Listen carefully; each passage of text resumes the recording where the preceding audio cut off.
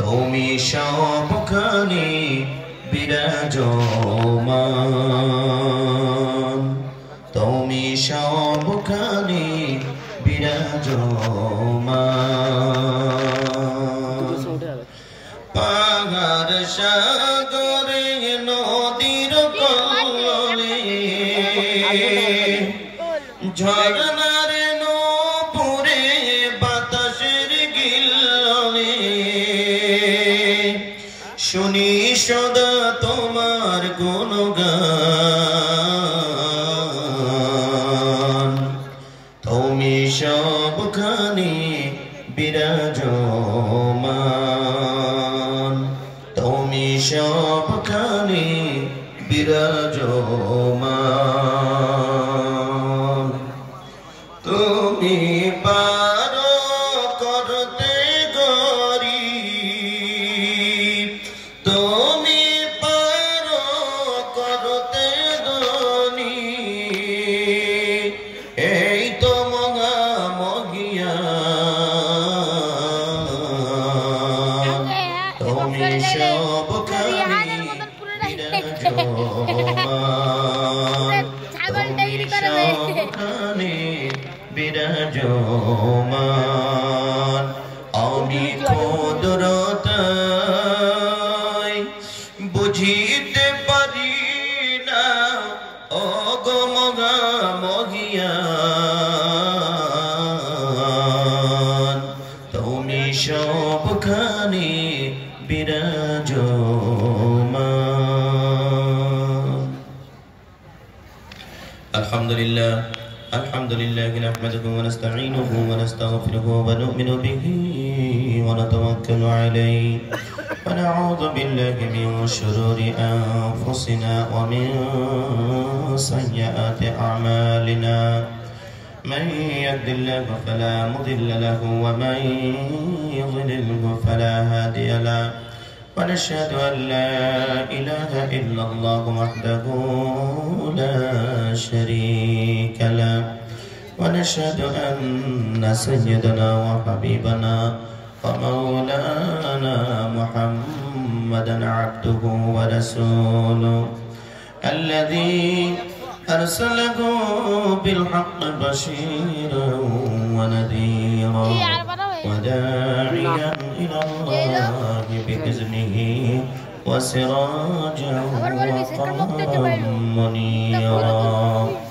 فقد قال الله تعالى في كلامه المجيد وفرقان الحميد: أعوذ بالله من الشيطان الرجيم، بسم الله الرحمن الرحيم. إن الصلاة تنهى عن الفحشاء والمنكر. وقال تعالى: إن أكرمكم عند الله أتقاكم. قال النبي صلى الله عليه وسلم: أي الأعمال أحب إلى الله تعالى؟ قال الصلاة على وقتها. قلت ثم أي؟ قال البر الوالدين. قلت ثم أي؟ قال الجهاد في سبيل الله. رواه البخاري. إن الله وملائكته يصلون على النبي يا أيها الذين آمنوا صلوا عليه وسلموا تسليما. اللهم صل على سيدنا مولانا محمد وعلى آل سيدنا مولانا محمد. أري جوري কলকাতার হাওয়া উড়ে যাও রে মদিনা।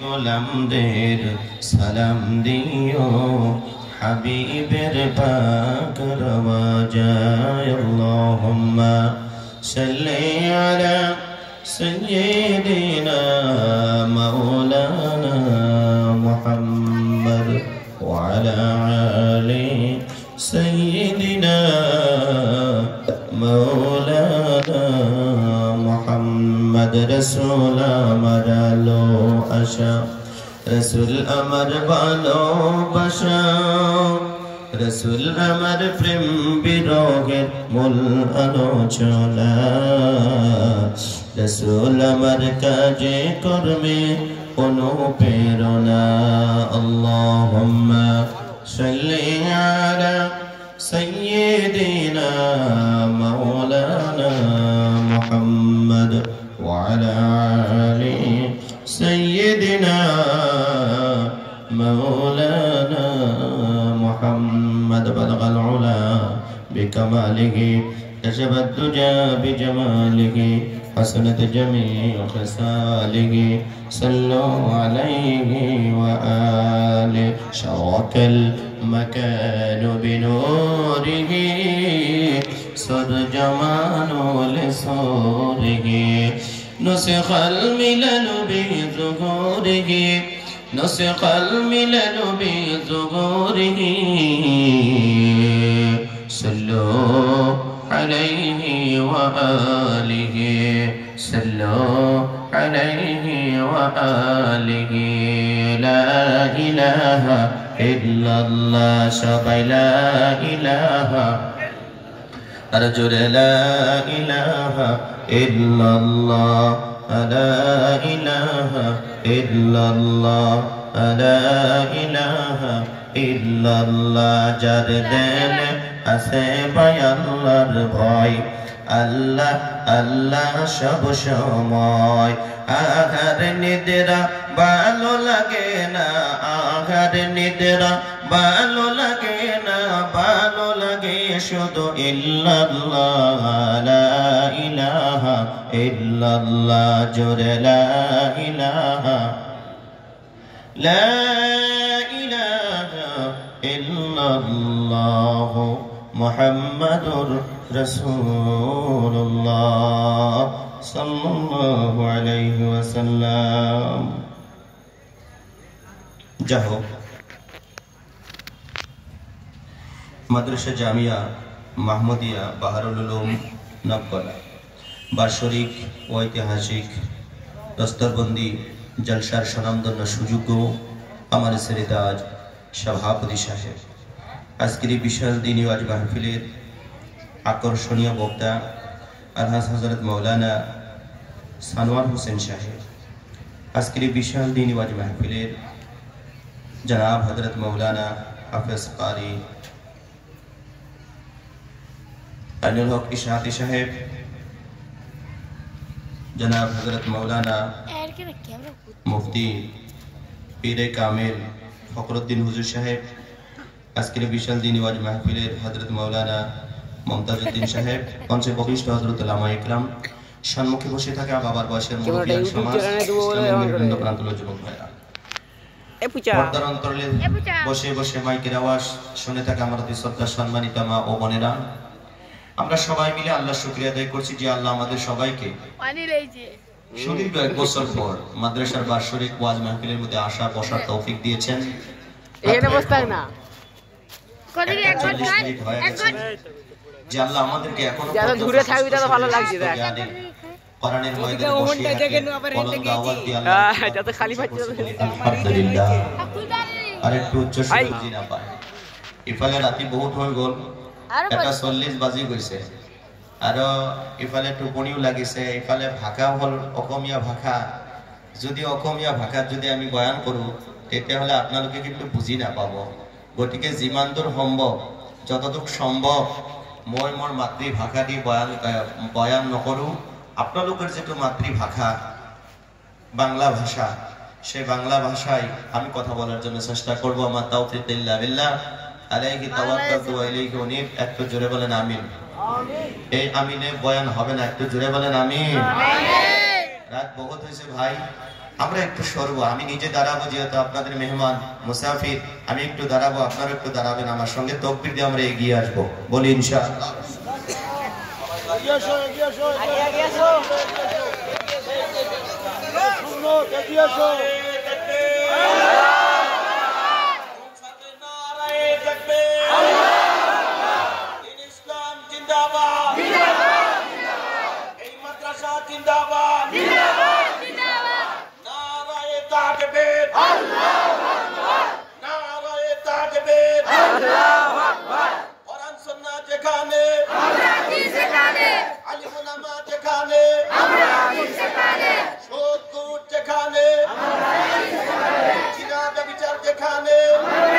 যেখানে, বিচার যেখানে, নারায়ে তাকবীর, আল্লাহু আকবার। বসেছে সে বুঝতে পারছে, ঠিক না ভাই? তাকেও যে উঠে দিলাম এতটুকু মনে করবেন না। আমার মানুষ আছেন, আপনাদেরকে কষ্ট দিলাম, দিনের জন্য মেহনত করছেন। আল্লাহ আপনাদের এই মেহনতকে কবুল করুক বলি আমিন। আমি যদি 1 থেকে 1.5 ঘন্টার সময় আপনাদের সম্মুখে বক্তব্য রাখি, আপনারা যতগুলো লোক আসছেন সবাই বসবেন না চলে যাবেন? আল্লাহ বসার তৌফিক দান করুক, সকলে বলি আমিন। হাজিরিন, আমরা জীবনে অনেক ঘুমিয়েছি, আমরা জীবনে অনেক টিভি দেখে দেখে, সিরিয়াল দেখে দেখে আমরা রাত জাগরণ করেছি।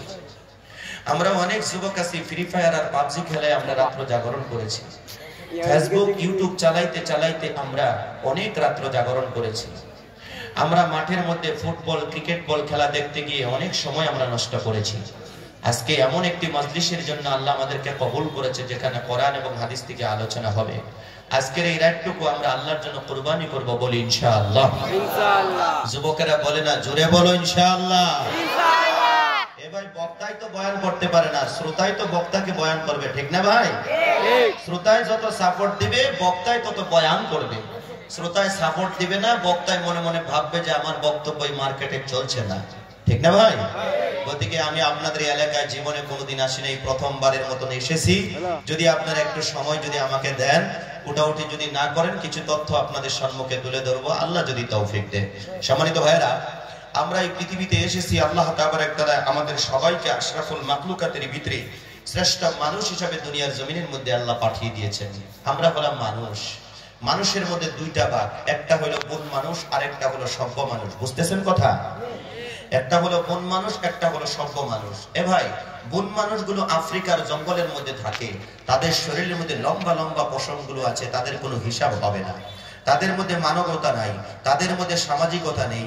আমরা শ্রেষ্ঠ মানুষ, কোনটা ভালো কোনটা মন্দ আমরা বুঝতে পারি। আল্লাহ আমাদেরকে সেই বুঝটুকু দান করেছে। আল্লাহ বলে ওয়ামা উতিতুম মিনাল ইলমি ইল্লা কালিল। আল্লাহ আমাদেরকে সামান্যতম জ্ঞান আল্লাহ দান করেছে, যেই জ্ঞানের বদলতে আমরা আজকে আকাশের মধ্যে ঘুরে বেড়াতে পাচ্ছি। যে আল্লাহ এতটুকু জ্ঞানের মাধ্যম দিয়া আমরা এই মাটির নিচে কি আছে আমরা বুঝতে পারি। এমনও বৈজ্ঞানিক আছে মাটির সঙ্গে মাটি নাকের কাছে নিয়ে বলে দিতে পারে এখানে মাটির নিচে কি আছে। বলি না আলহামদুলিল্লাহ। এই বিবেক কে দিয়েছে ভাই? আল্লাহ। আল্লাহ দিয়েছে। আর সে আল্লাহর জন্যই আমরা এই মজলিসের মধ্যে এসেছি। আল্লাহরই কিছু বরত্বর কথা, কুদরতের কথা, রহমতের কথা আমরা এই মজলিস থেকে শুনবো, বলি ইনশাআল্লাহ। ইনশাআল্লাহ। আমার বন্ধুগণ, বিশ্বনবী মুহাম্মদ রাসূলুল্লাহ সাল্লাল্লাহু আলাইহি ওয়াসাল্লামের অসংখ্য হাদিস থেকে একটা হাদিস আপনাদেরকে আমি শোনাইছি। নবী করিম সাল্লাল্লাহু আলাইহি ওয়াসাল্লামকে সাহাবারা প্রশ্ন করলো, ইয়া রাসূলুল্লাহ, ইয়া হাবিবাল্লাহ, আল্লাহ পাক রব্বুল আলামিনের কাছে কয়টা আমল বেশি প্রিয়? আল্লাহর রাসূল সাল্লাল্লাহু আলাইহি ওয়াসাল্লাম জবাব দিলেন, ফালাস সালাতু আলা ওয়াক্তিহা, সময় মতো নামাজ পড়া হলো আল্লাহর কাছে সবথেকে প্রিয় কাজ। জোরে কোন সুবহানাল্লাহ। 2 নম্বরে নবী করিম সাল্লাল্লাহু আলাইহি ওয়াসাল্লামকে প্রশ্ন করলেন, কুলতু সুম্মা আইয়ু ইয়া রাসূলুল্লাহ, এরপর কোন আমলটা আল্লাহর কাছে সবথেকে বেশি প্রিয়? নবী করিম সাল্লাল্লাহু আলাইহি ওয়াসাল্লাম বলে দিলেন, ক্বালাল বিররুল ওয়ালিদাইন, মা এবং বাবার সঙ্গে সুন্দর আচরণ করা। এই আমলটা হলো আমার আল্লাহ পাক রব্বুল আলামিনের কাছে সবথেকে বেশি প্রিয়। জোরে কোন সুবহানাল্লাহ। 3 নম্বরে নবী করিম সাল্লাল্লাহু আলাইহি ওয়াসাল্লামকে প্রশ্ন করলেন, হুজুর এরপর কোন আমলটা বেশি প্রিয়? নবী করিম সাল্লাল্লাহু আলাইহি ওয়াসাল্লাম বলে দিলেন, ক্বালাল জিহাদু ফি সাবিলিল্লাহ, আল্লাহর দ্বীন কায়েমের জন্য যুদ্ধ করা, লড়াই করা। এই কাজটা হলো আমার আল্লাহ পাক রব্বুল আলামিনের কাছে সবথেকে পছন্দনীয়। জোরে বলি সুবহানাল্লাহ। হাজিরিন, এই 3টা কাজের কথা যে আমাদেরকে নবী করিম সাল্লাল্লাহু আলাইহি ওয়াসাল্লাম যে বলেছেন, এই 3টা কাজ যে আল্লাহর কাছে সবথেকে বেশি প্রিয়। এখন খেয়াল করেন, এই 3টা কাজের মধ্যে কি আমরা অ্যাক্টিভ? এই 3টা কাজ কি আমরা করি?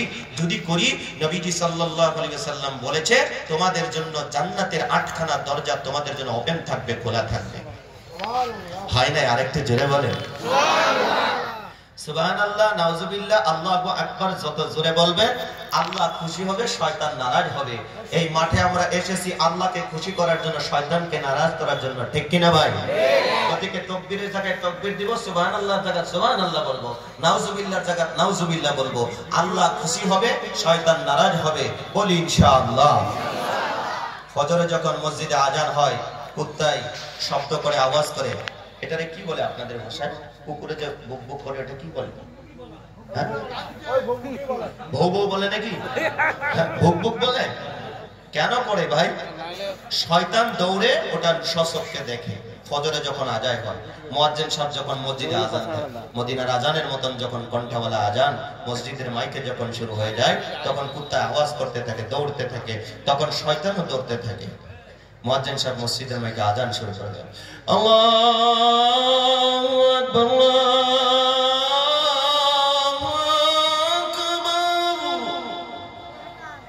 আল্লাহু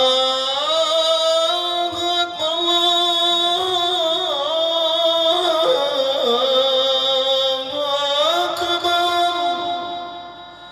আশহাদু আন লা ইলাহা ইল্লাল্লাহ।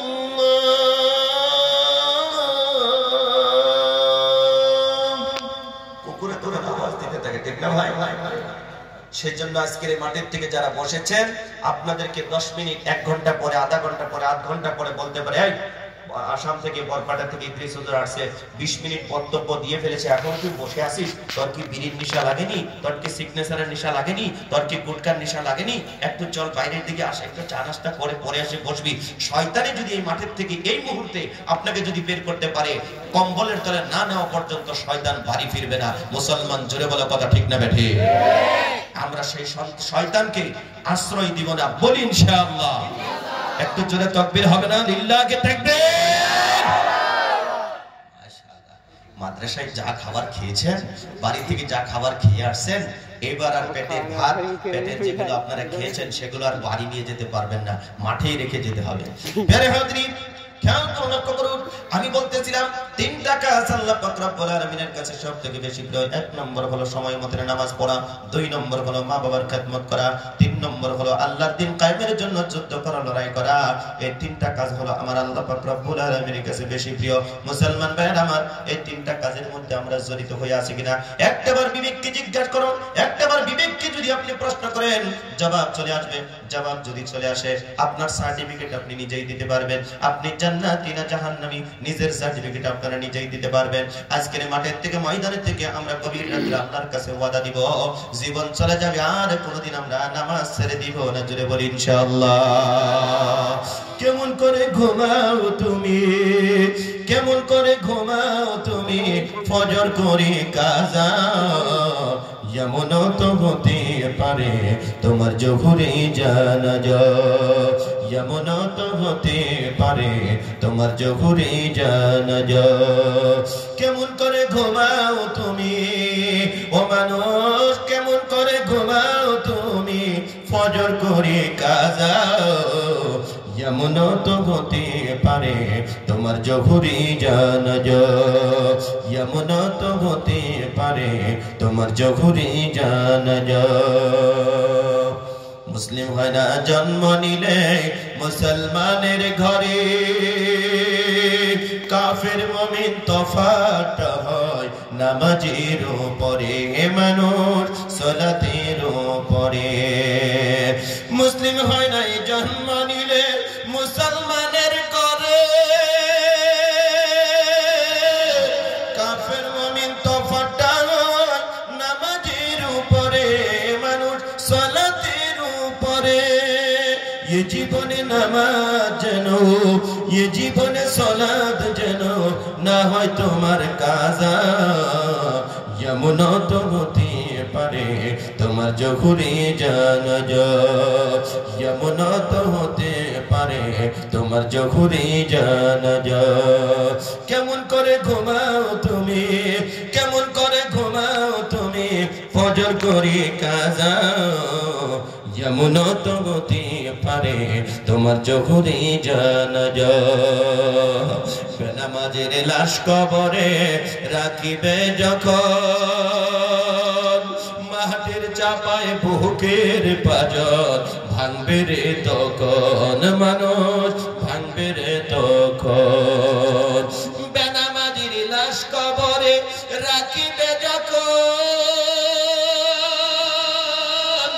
মাটির চাপায় বুকের পাজর ভাঙবে রে তখন, মানুষ ভাঙবে রে তখন।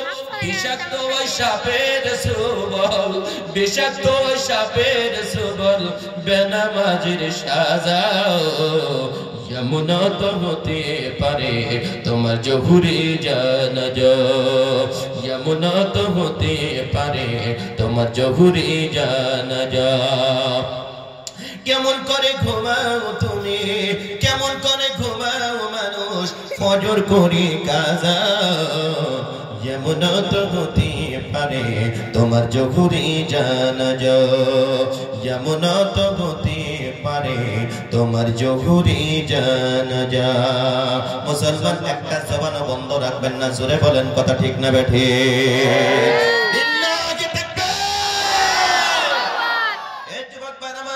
ও পর্দা থেকে মা বলে না মুরব্বী বাবাজিরা গো নভেম্বরের 7 তারিখ থেকে আমার মাহফিল শুরু হয়ে গেছে গত বছর 131টা মাহফিল টোটাল করেছি এই বছরে পুরাটাই আল্লাহর বান্দা আমরা কথাগুলো বলতেছি এইভাবে এই বছরও পুরা দিন নভেম্বরের থেকে এই পর্যন্ত মাহফিল করে করে আসছি কিন্তু আল্লাহর কোরআনের কথা বলি বলে এই কণ্ঠটা এখনো পর্যন্ত ঠিক আছে কোন সিঙ্গার কোন গায়ক 2 ঘন্টা 2.5 ঘন্টা 3 ঘন্টা যদি মাইকের মধ্যে এইভাবে যদি প্রত্যেকদিন যদি তাদের কথা বলতে হতো তাদের হাসপাতাল ছাড়া আর অন্য কোনো জায়গা ছিল না মুসলমান জোরে বলো কথা ঠিক না বেঠে তাহলে কোরআনের বরকত আছে না নাই কথা আছে না নাই আল্লাহর নবী সাল্লাল্লাহু আলাইহি ওয়াসাল্লাম বলেছেন যারা দেখে দেখে দেখে দেখে আল্লাহর কোরআন শরীফ যারা তিলাওয়াত করবে তাদের জীবনে কোনোদিন চশমা লাগবে না তবে আমরা অনেক মানুষ আছে চশমা পরি গো আল্লাহর বান্দা অনেক মানুষ আছে আমরা চশমা পরি কিসের জন্য দোলার থেকে চোখটাকে সেফটিতে রাখার জন্য আমরা চশমাগুলো পরি নচেত অনেক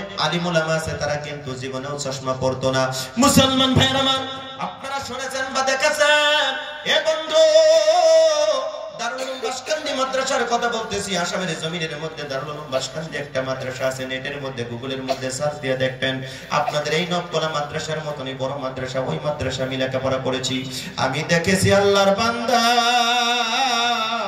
29 দিনে কোরআন শরীফের হাফেজ হয়েছিল গো বন্ধু যার নাম হলো আল্লাহর বান্দা বাসকান্দির হুজুর রহমাতুল্লাহ আলাইহি আহমদ আলী হুজুরের নাম কি জানি অনেক আলিম উলামা আপনারা যারা আছেন শুনেছেন আল্লাহর বান্দা আল্লাহর ওলি আহমদ আলী হুজুর তিনি এক জায়গার মধ্যে বসে আছে শেখ আব্দুল বারী এ বন্ধুগণ উনি হাফিজে কোরআন ছিলেন না আলিম ছিলেন এ বন্ধুগণ বাসকান্দি মাদ্রাসার তিনি আল্লাহর ওলি আহমদ আলী হুজুর ইন্তেকালের পরে উনি বুখারী শরীফ পড়াইতেন জোরে বলি সুবহানাল্লাহ আল্লাহর বান্দা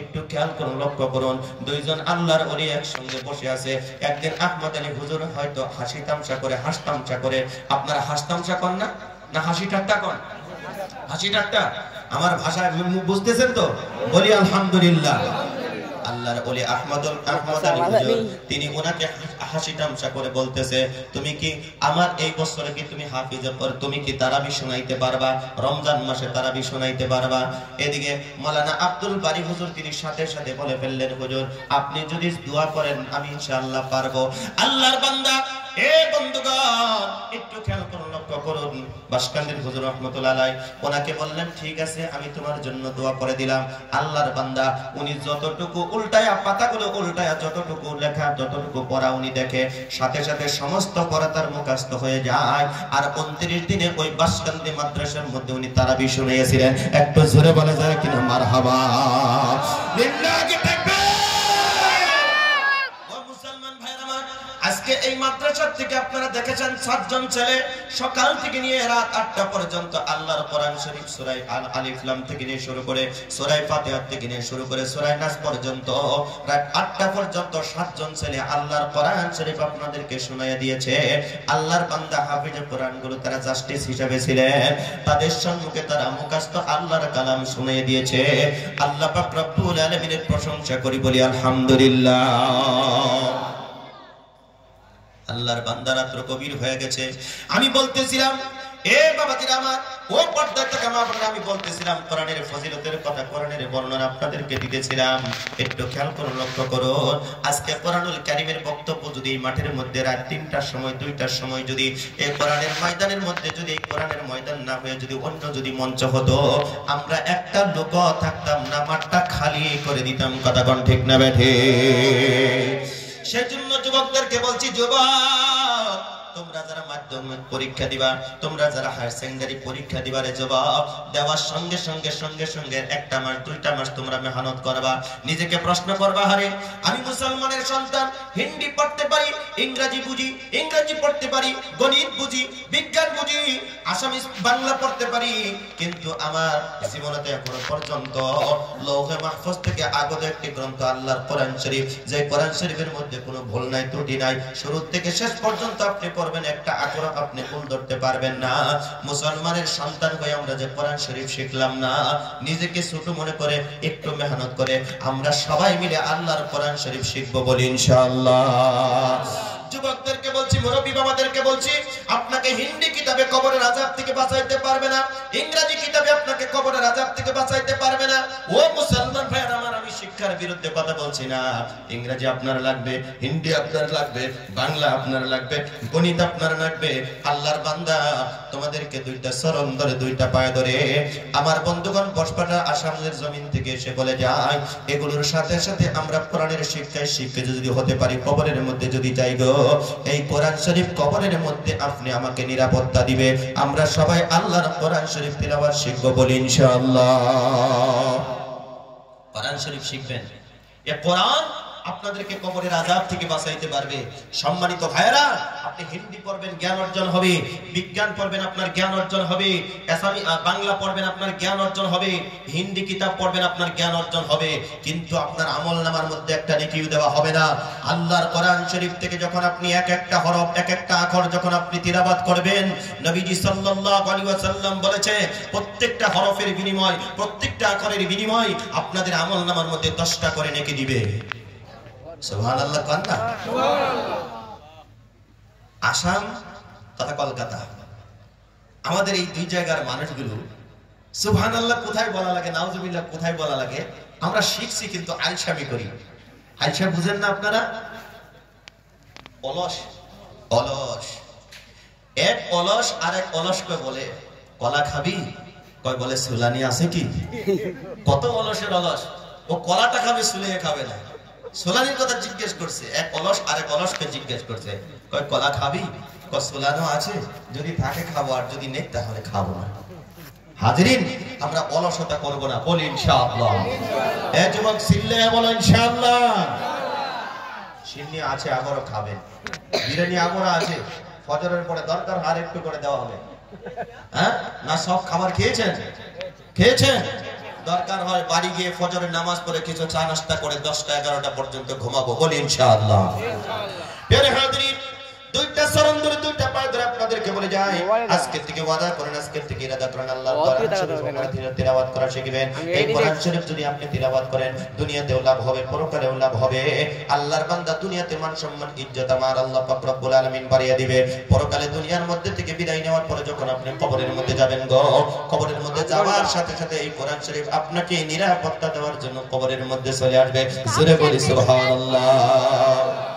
পর্দাটাকে মা বোনদেরকে বলছি, মা বোনেরা গো, আপনারা যারা কোরআন শরীফ পড়তে পারেন, রোজান আপনারা ঘরের মধ্যে গুনগুন গুনগুন করে আল্লাহর কোরআন শরীফ তিলাওয়াত করবেন। এ ভাই কোথায় যাও? হ্যালো, এ ভাই হ্যালো, অসুবিধা হচ্ছে? 1 নম্বরে যাবেন? এটা হলো বসে, যান কেন? দেখেন আমরা কত দূর থেকে কষ্ট করে আসছি ভাই। আসামি এখানকার কথা 21 ঘন্টা সময় লাগে, আর আপনারা 1.5 ঘন্টার সময় আমাদের জন্য একটু বসতে পারবেন না? ও ভাই, মেহনত মানে কি, জার্নি করলে তো অনেকটা কষ্ট হয়, তারপরেও যে স্পিকারে এসে যে কথা বলি, আপনারা একটু ধৈর্য ধারণ করে বসতে হয়। আমরা বসবো, বলি ইনশাআল্লাহ। আমাকে রেখে যাবেন না, আমি কষ্ট পাবো। 3টা পর্যন্ত আসি, একটু থাকেন আমার সঙ্গে। বেরে হাজিরিন, খেয়াল করে লক্ষ্য করুন, আল্লাহর বান্দা, আমি বলতেছিলাম এই পৃথিবীর জমিনের মধ্য থেকে যেদিন আমরা বিদায় নিয়ে চলে যাব, আমার মা বোনদেরকে বলি, পর্দায় থাকা মা বোনেরা গো, তোমরা প্রত্যেকদিন ঘরের মধ্যে রোজানা কোরআন শরীফ তিলাওয়াত করবা। তোমাদের ঘরের মধ্যে আল্লাহর রহমত যেরকম আকাশ থেকে বৃষ্টিগুলো বর্ষণ হয়, অনুরূপ ভাবে তোমাদের ঘরের মধ্যে, তোমাদের এলাকার মধ্যে আল্লাহর রহমতের বৃষ্টি আমার আল্লাহ দিয়ে দিবে। যেরকম সুবহানাল্লাহ। ও নবকলা এলাকাবাসী, আমার লাড়ে খেয়াল রাখবেন, মনে রাখবেন, যতদিন পর্যন্ত আল্লাহর জমিনের মধ্যে আল্লাহ আল্লাহ আল্লাহ আল্লাহ कहनेওয়ালা লোক যতদিন পর্যন্ত থাকবে রে দাদু, ততদিন আল্লাহর জমিনটা ঠিক থাকবে। আর যেদিন আল্লাহ আল্লাহ कहनेওয়ালা লোক যেদিন দুনিয়ার জমিনের মধ্যে থাকবে না, তখন এই দুনিয়াটা আমার আল্লাহর ঠিক রাখবে না। দুনিয়া আল্লাহ পাক রব্বুল আলামিন ধ্বংস করে দিবে। কুল্লু মান আলাইহা ফান, সব কিছু চূর্ণ বিচূর্ণ হয়ে যাবে। পাহাড়গুলোকে আমার আল্লাহ তুলোর মতন উড়িয়ে দিবে, সব কিছু একাকার হয়ে যাবে। তারপরে যিনি বেঁচে থাকবেন তিনি কে? আরেকটু জোরে বলেন তিনি কে? একটু মায়াবী কণ্ঠে ডাক দেন না, আল্লাহ আল্লাহ আল্লাহ আল্লাহ। আমাদের জীবনের গুনাহ মাফ করে দাও, একটু জোরে বলি আমিন। আল্লাহ জীবনের গুনাহ মাফ করে দাও, বলি আমিন। আল্লাহ তুমি আমাদের দরিদ্রকে দূর করে দাও, বলি আমিন। আল্লাহ গভীর রাতে দোয়া করছি, আমাদের মা বাবা যাদের কবরে আছে তাদের কবরগুলো ক্ষমা করে দাও, জোরে বলি আমিন। আল্লাহ আমরা যারা অসুস্থ আছি, আমরা যারা বেমারে আছি, আল্লাহ আমাদের বেমারকে তুমি তোমার কুদরতি দাওয়া দিয়ে, কুদরতি ঔষধ দিয়ে আমাদের বেমার আজারগুলো শিফা দান করে দাও, একটু জোরে বলেন আমিন। মুসাফির হয়ে দোয়া করছি আপনাদের জন্য, আল্লাহ তুমি আমার দোয়াগুলো কবুল করো, আল্লাহ তুমি আমাদের দোয়াগুলো কবুল করো। হতে পারে আমি গুনাহগার, আমার ডানে বামে সম্মুখে নিশ্চয়ই তোমার কোনো বুজুর্গ বান্দা, তোমার কোনো পিয়ার বান্দা এখানে অবশ্যই বসে আছে। নসেদ এত বড় মাহফিল, এত রাত পর্যন্ত মানুষ এইভাবে বসে থাকা কখনো সম্ভব নয়। কোনো একটা বুজুর্গের দোয়ায়, কোনো একটা আল্লাহর ওলির দোয়ায় এই মাহফিলটার মধ্যে এখনো পর্যন্ত মানুষ আপনারা এইভাবে বসে আছেন। আল্লাহ তুমি আমাদের বসাকে তুমি কবুল করো, জোরে বলি আমিন। কষ্ট হচ্ছে আপনাদের? যুবক খারাপ লাগতেছে? আমি কি বক্তব্য চালাতে পারবো? বলি ইনশাআল্লাহ। ইনশাআল্লাহ। প্রিয় হাজিরিন, খেয়াল করুন, লক্ষ্য করুন, আমি বলতেছিলাম পর্দায় থাকা মা বোনদেরকে, দুই মা বোনেরা দয়া করে মায়া করে প্রত্যেকদিন রোজানা তোমরা ঘরের মধ্যে কোরআন শরীফ তিলাওয়াত করবা। সপ্তাহে সপ্তাহে একটা করে কোরআন শরীফ খতম করবা। যদি সম্ভব না হয় মাসে একটা করে খতম দিবা, তাও যদি সম্ভব না হয় 2 মাসে একটা করে খতম ঘরের মধ্যে আপনারা দিবেন, তাও যদি সম্ভব না হয় 3 মাসে, 4 মাসে, 5 মাসে, আমার মা বোনেরা যদি সম্ভব না হয় আপনারা 11 মাসে একটা খতম আল্লাহর কোরআন শরীফ ঘরের মধ্যে দিবেন। আর রমজান মাসের জন্য স্পেশালি 2টা 3টা একটা যতটা আপনারা পারেন রমজান মাসে তিলাওয়াত করবেন। কারণ রমজান মাসে যদি আল্লাহর কোরআন শরীফ যদি কেউ তিলাওয়াত করে, এক একটা আখরের বিনিময়ে তাদের আমলনামার মধ্যে 30টা করে নাকি আমার আল্লাহ দিয়ে দেয়, জোরে কোন সুবহানাল্লাহ। আমার মায়েরা, তোমরা ঘরে খালি বসে বসে সিরিয়াল দেখো না, তোমরা ঘরের মধ্যে বসে বসে খালি টিকটক বানাইও না, তোমরা ঘরের মধ্যে বসে বসে খালি রিলস বানাইও না। আপনাদের বাংলার জমিনের পশ্চিম মেদিনীপুরের এই এলাকার মহিলারা কি রিলস বানায়? ফেসবুক চালায়, ইনস্টাগ্রাম চালায়? মেয়েরা তো চালায় নাকি? মেয়েরা চালায়।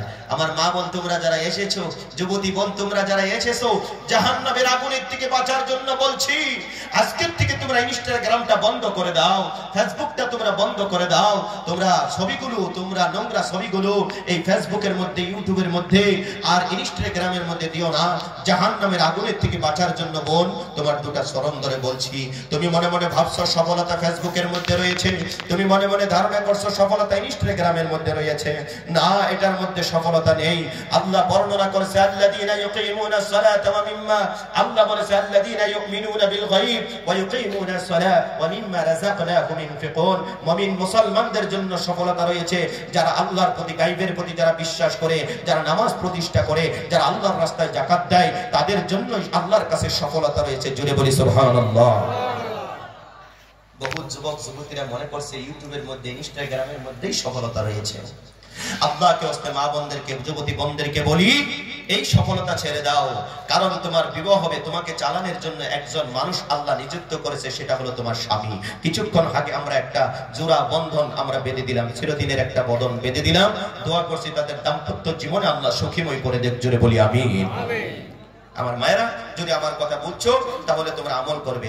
একটা মহিলা যদি গভীর রাত্রে, একটা মহিলা যদি আজকে থেকে ইনস্টাগ্রাম বন্ধ করে দিয়ে, ফেসবুকটা বন্ধ করে দিয়ে, তারা যদি প্র্যাকটিক্যালি যদি আমল করে জাহান্নামের আগুনের থেকে বাঁচার জন্য, এই বক্তব্যটা আমাদের জন্য কামিয়াবি হয়ে যাবে, বলি না সুবহানাল্লাহ। আমি আপনাদের কি কষ্ট দিব না, খেয়াল করে লক্ষ্য করুন। আমি বলতেছিলাম নামাজের কথা, আল্লাহর বান্দা কোরআনের কথা বলতেছিলাম। আল্লাহর কোরআন শরীফ যদি আপনারা তেলাওয়াত করেন, আমার বন্ধুগণ বাসকান্দির হুজুরের কথা বলতেছিলাম। আব্দুল বারী হুজুর 29 দিনে হাফিজ হয়েছিল। আল্লাহর বান্দা, উনি যতদিন পর্যন্ত বুখারী শরীফ পড়াইছে, ওনার চোখের মধ্যে উনি চশমা ব্যবহার করে নাই। এ বাবাজিরা আমার, যতদিন পর্যন্ত উনি বুখারী শরীফ পড়াইছে রে বন্ধু। আল্লাহর বান্দা উনি কোনোদিন চশমা ব্যবহার করে নাই। আল্লাহর বান্দা খেয়াল করে লক্ষ্য করুন। এবারে বলবেন হুজুর আমরা অনেক মৌলভী সাহেবকে দেখতে থাকি, আমরা অনেক আলিম ওলামাদেরকে দেখে থাকি তারা চোখের মধ্যে চশমা পড়ে, দুলি বালির জন্য আমরা চশমাগুলো পড়ি। আল্লাহর বান্দা একটু খেয়াল করে লক্ষ্য করুন, চোখের যাদের সমস্যা হয়ে যায়, হয়তো হাওয়ার জন্য, বাতাসের জন্য, দেশের আবহাওয়ার জন্য, আমার বন্ধুগণ পরিবেশটা দূষিত হয়ে যায়, যার জন্য আমাদের চোখের সমস্যা হতে পারে। যেরকম আপনাদের কলকাতার জমিনের মধ্যে এখন কিন্তু প্রচন্ড গরম আজকের দিতে, কিন্তু আমাদের আসামের মধ্যে যান অনেকটা শীত, অনেকটা ঠান্ডা, আপনি জামা কাপড়গুলো অনেক কাপড় লাগাতে হবে। এক এক জায়গার এক একটা পরিবেশ। হে বন্ধুগণ আমার ভাইরা, আল্লাহর বান্দা খেয়াল করুন লক্ষ্য করুন, আমি আপনাদেরকে বলছি আল্লাহর কোরআন শরীফ রোজানা সকাল বিকাল দেখে দেখে আপনারা তিলাওয়াত করবেন, মরার আগ পর্যন্ত আপনাদের চশমার প্রয়োজন হবে না। একটু জোরে বলা যায় কিনা সুবহানাল্লাহ। তোমরা যারা রাত্র জাগরণ করে করে তোমরা যারা মোবাইল দেখো, ফেসবুক ইউটিউব যারা দেখো রে বন্ধু, দেখতে দেখতে দেখতে দেখতে 2:30 3টার সময় 4টার সময় মোবাইল দেখতে দেখতে কোন অবস্থায় ঘুমায়া যায় ওই আল্লাহর বান্দা নিজেও বলতে পারে না। তোমাদেরকে একটা কথা বলি রে বন্ধু, হতে পারে মোবাইল দেখতে দেখতে, নোংরা ছবি দেখতে দেখতে, খারাপ ফটো দেখতে দেখতে, নোংরা মুভি দেখতে দেখতে যারা জীবন অতিবাহিত করতেছো, এই হালতে যদি মালাকুল মউত আজরাইল যদি তোমাদের নিকটের মধ্যে এসে যায়, আল্লাহর বান্দা জাহান্নামের পথ ছাড়া তোমাদের কোনো রাস্তা থাকবে না। জাহান্নামের থেকে বাঁচার জন্য যুবকদেরকে বলছি, যে যুবক মোবাইলের মধ্যে ভালো ভালো সাইট আছে, কথা কর আছে না নাই? হয় না, আরেকটু জোরে বলে আছে না নাই? মোবাইলের মধ্যে ভালো ভালো সাইট আছে। আপনি যারা আমার বন্ধুগণ যারা ডক্টর হতে চান, আপনি ডক্টর পড়তেছেন, ঠিক আছে, মোবাইলের মধ্যে সার্চ দিয়ে দেখেন কোন মেডিসিনটা কিভাবে কাজ করে, মোবাইলের মধ্যে আপনি দেখতে পারবেন। আপনি একজন ড্রাইভার মানুষ, কিভাবে গাড়ি চালাতে হবে মোবাইলের মধ্যে বলে দিবে। আপনি একজন ইঞ্জিনিয়ার মানুষ, বন্ধুগণ বিল্ডিং এর জন্য ড্রয়িং কিভাবে তৈরি করা লাগে, আপনি মোবাইলের মধ্যে সার্চ দেন, সুন্দরভাবে তারা দেখিয়ে দিবে, বলে দিবে। আল্লাহর বান্দা বিভিন্ন দিক দিয়ে মোবাইলের মধ্যে দেওয়া আছে। আমরা যারা যেইভাবে আমরা যারা লেখাপড়া করতেছি, আমরা যারা যেই র্যাঙ্কের মধ্যে আছি, আমরা ওই হালতে ওই ব্যবহারটাকে আমরা মোবাইলের মধ্যে করব। আজকে থেকে নোংরা ছবি দেখে, নোংরা মুভি দেখে আমরা সময় নষ্ট করব না। জোরে বলি ইনশাআল্লাহ। মুরব্বিরা বলছে, যুবকরা বলে না, যুবক সিল্লে বলো ইনশাআল্লাহ। ভাই কেন বলছি? আল্লাহ বলেছে, ইয়া আইয়ুহাল্লাযীনা আমানু কু আনফুসাকুম আহলিকুম নারা, হে ঈমানদার সকল তোমরা জাহান্নামের থেকে বাঁচো, তুমি জাহান্নামের থেকে বাঁচো এবং তোমার আহলে আওলাদকে জাহান্নামের আগুনের থেকে বাঁচাও। যদিও আসামের লোক, কিন্তু আপনি আমার বাবা কিন্তু একটাই, তিনি হলো আদি পিতা আদম আলাইহিস সালাতু ওয়াস সালাম। মুসলমান, জোরে বলো কথা ঠিক না ব্যাঠিক? আমাদের মা কিন্তু একজন, তিনি হলেন আদি পিতা আদম আলাইহিস সালাতু ওয়াস সালাম। ওনার থেকে আমরা পৃথিবীর জমিনের মধ্যে আমরা মানুষ হিসাবে এসেছি, আল্লাহ আমাদেরকে পাঠিয়ে দিয়েছে। আমি অন্য ভাষার লোক হতে পারি, কিন্তু আপনার শরীরটা কাটলে যে রক্ত বের হবে, আমার শরীরটাও কাটলে সে রক্ত বের হবে। ভাষার একটু ভিন্নতা হতে পারে, কিন্তু আল্লাহর জমিনে শ্রেষ্ঠ মাখলুক আমরা, একটা বাক্যে আমরা হলাম মানুষ। আল্লাহ তাবারক তাআলা আপনি আমাদেরকে বানাইছে, আদি পিতা আদম আলাইহিস সালাতু ওয়াস সালামকে থেকে আমরা এই পৃথিবীর জমিনের মধ্যে এসেছি। প্রিয় হাজরিন, কেন কোন লক্ষ্য করুন, আমি আপনাদেরকে কষ্ট দিব না। প্রথম নম্বরে আমরা একটা বাক্যে মুসলমান, আজকে থেকে আমরা নোংরামি ছেড়ে দিব, আমরা আজকে থেকে খারাপি ছেড়ে দিব। এই দুনিয়ার জমিনের মধ্যে যতদিন জিন্দা থাকে আল্লাহর হুকুম, বিশ্ব নবীর তরিকার মধ্যে আমরা চলবো। দুনিয়াতে সম্মানের ব্যক্তি হতে পারবো, পরকালে আমরা সম্মানের ব্যক্তি হতে পারবো। আল্লাহর বান্দা, আসুন কোরআনুল কারীম থেকে কিছু তথ্য আমরা জেনে নেই। এক নম্বর আপনাদেরকে বলেছিলাম, ক্বালা সালাতু আলা ওয়াক্তিহা, সময় মতো আল্লাহর কাছে নামাজটা হলো সবথেকে বেশি প্রিয়, কিন্তু আমরা সময় মতো নামাজ পড়ি না। আল্লাহর বান্দা, আমরা নামাজও পড়ি, গুনাহের কাজও করি, নামাজও পড়ি, আমরা সুদও খাই, নামাজের পরে আমরা জিনাও করি, নামাজও পড়ি, আমরা মিথ্যা কথাও বলি। বোঝা গেল আপনি আমার নামাজ আল্লাহর আসমান পর্যন্ত পৌঁছায় নাই, কারণ আল্লাহ কোরআন শরীফের ভিতরে জানিয়ে দিয়েছে, ইন্নাস সালাতা তানহা আনিল ফাহশাই ওয়াল মুনকার। জুড়ে বলি আল্লাহু আকবার। আর একটু জোরে বল আল্লাহু আকবার। এ বাবাজিরা আমার, জীবনে অনেক বক্তব্য আপনারা শুনেছেন, আমার অল্প সময়ের বক্তব্য আপনারা শুনে যান। হতে পারে এই সময়টা আপনার জন্য নাজাতের কারণ হয়ে যেতে পারে, হতে পারে আপনি আমার জন্য নাজাতের কারণ হয়ে যেতে পারে। একটা আকর যদি আপনারা মানেন, একটা কথা যদি আপনারা মানেন গো আল্লাহর বান্দা, এই মানাটা কি জানি হতে পারে আপনি আমার জন্য পরকালে নাজাতের কারণ হয়ে যাবে। একটু জোরে বলা যায় কিনা সুবহানাল্লাহ। একজন হিন্দু ভাই গিয়েছে গান গাওয়ার জন্য। হিন্দু ভাইদের জন্য জায়গায় জায়গায় গানের বৈঠক হয়, কে ভাই হয় না?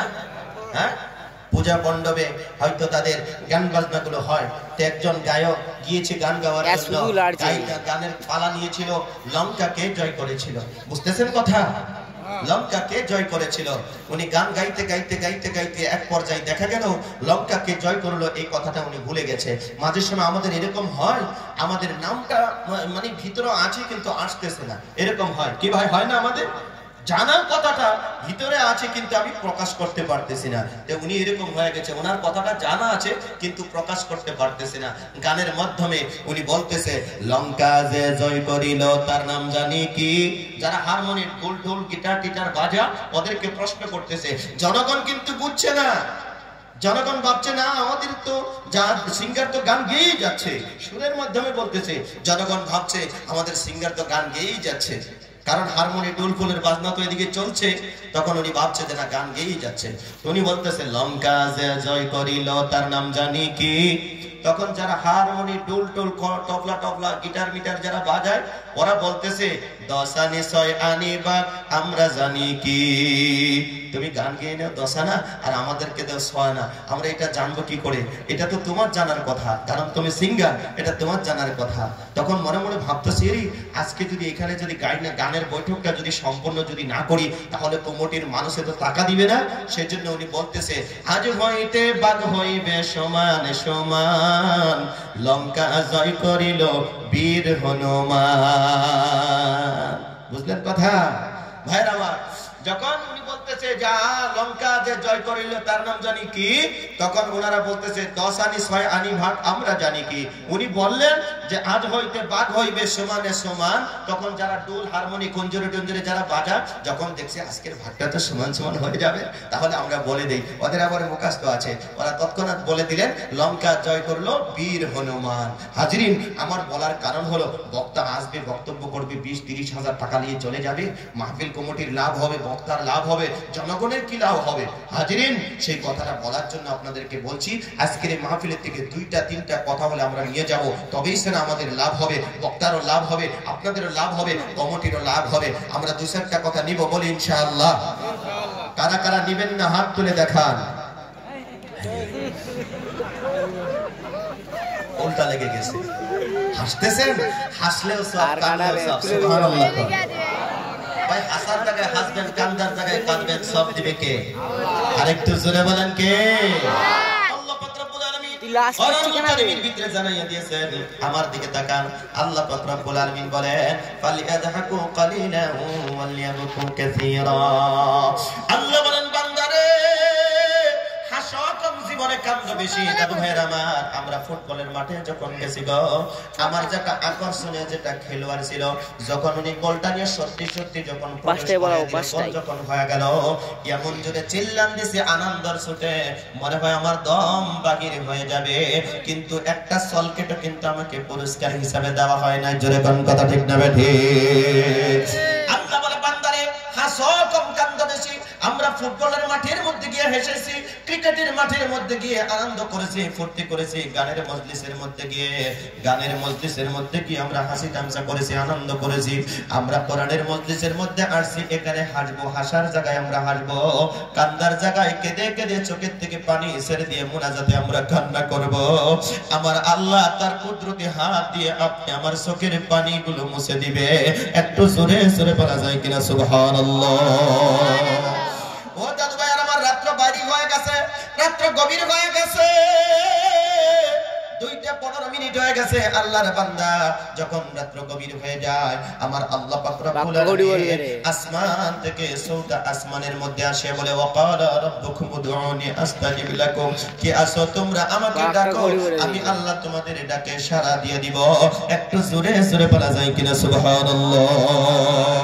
আজকে যে আমরা নবতলা মাদ্রাসার মাঠের মধ্যে ঈদগাহ মাঠ না, ঈদগাহের মাঠের মধ্যে বসে বসে যে আমরা আল্লাহ নামের তাসবিহ গুলো পড়তেছি, আল্লাহকে যে ডাকাডাকি করতেছি, এই মুহূর্তে আমার আল্লাহ ফেরেশতাদেরকে, আমার আল্লাহ কিন্তু ঘুমায় না। বলবেন আল্লাহ কি ঘুমায় না? আমার বন্ধুগণ, আল্লাহ তো ঘুমায় না গো। একটু খেয়াল করুন, লক্ষ্য করুন, আল্লাহ পাক রব্বুল আলামিন 10টা তার বৈশিষ্ট্যের কথা আয়াতুল কুরসির ভিতরে বর্ণনা করেছে। একটু জোরে জোরে বলা যায় কিনা সুবহানাল্লাহ। বক্তব্য আমি অনেক কেটে কেটে যাচ্ছি, হাসির এখানে অনেক বক্তব্য ছিল, সংক্ষিপ্ত করে দিলাম। আল্লাহর বান্দা খেয়াল করুন, লক্ষ্য করুন, আমার আল্লাহ পাক রব্বুল আলামিন আয়াতুল কুরসির ভিতরে 10টা বর্ণনা করেছে, আপনারা একটা সময় দেখে নেবেন। আল্লাহ রাব্বুল আলামিন বলেন লা তাখুযুহু সিনাতু ওয়ালা নাওম, আমি আল্লাহর নিদ্রা নাই, আমি আল্লাহর তন্দ্রা নাই। আপনারা সকলে জানেন এই পৃথিবীর জমিনের মধ্যে আমার আল্লাহ পাক রব্বুল আলামিন মুসা আলাইহিস সালামকে নবী হিসেবে পাঠিয়ে দিয়েছিলেন, রাসূল হিসেবে পাঠিয়ে দিয়েছিলেন। মুসা কালিমুল্লাহ আল্লাহকে বারবার তিনি প্রশ্ন করত, কোশ্চেন করত। একটু জোরে বলা যায় কিনা সুবহানাল্লাহ? যে বারবার একটা কথা জিজ্ঞাসা করে তাদেরকে আপনাদের ভাষায় কি বলে? রিপিট। এটা তো ইংরেজি হয়ে গেল।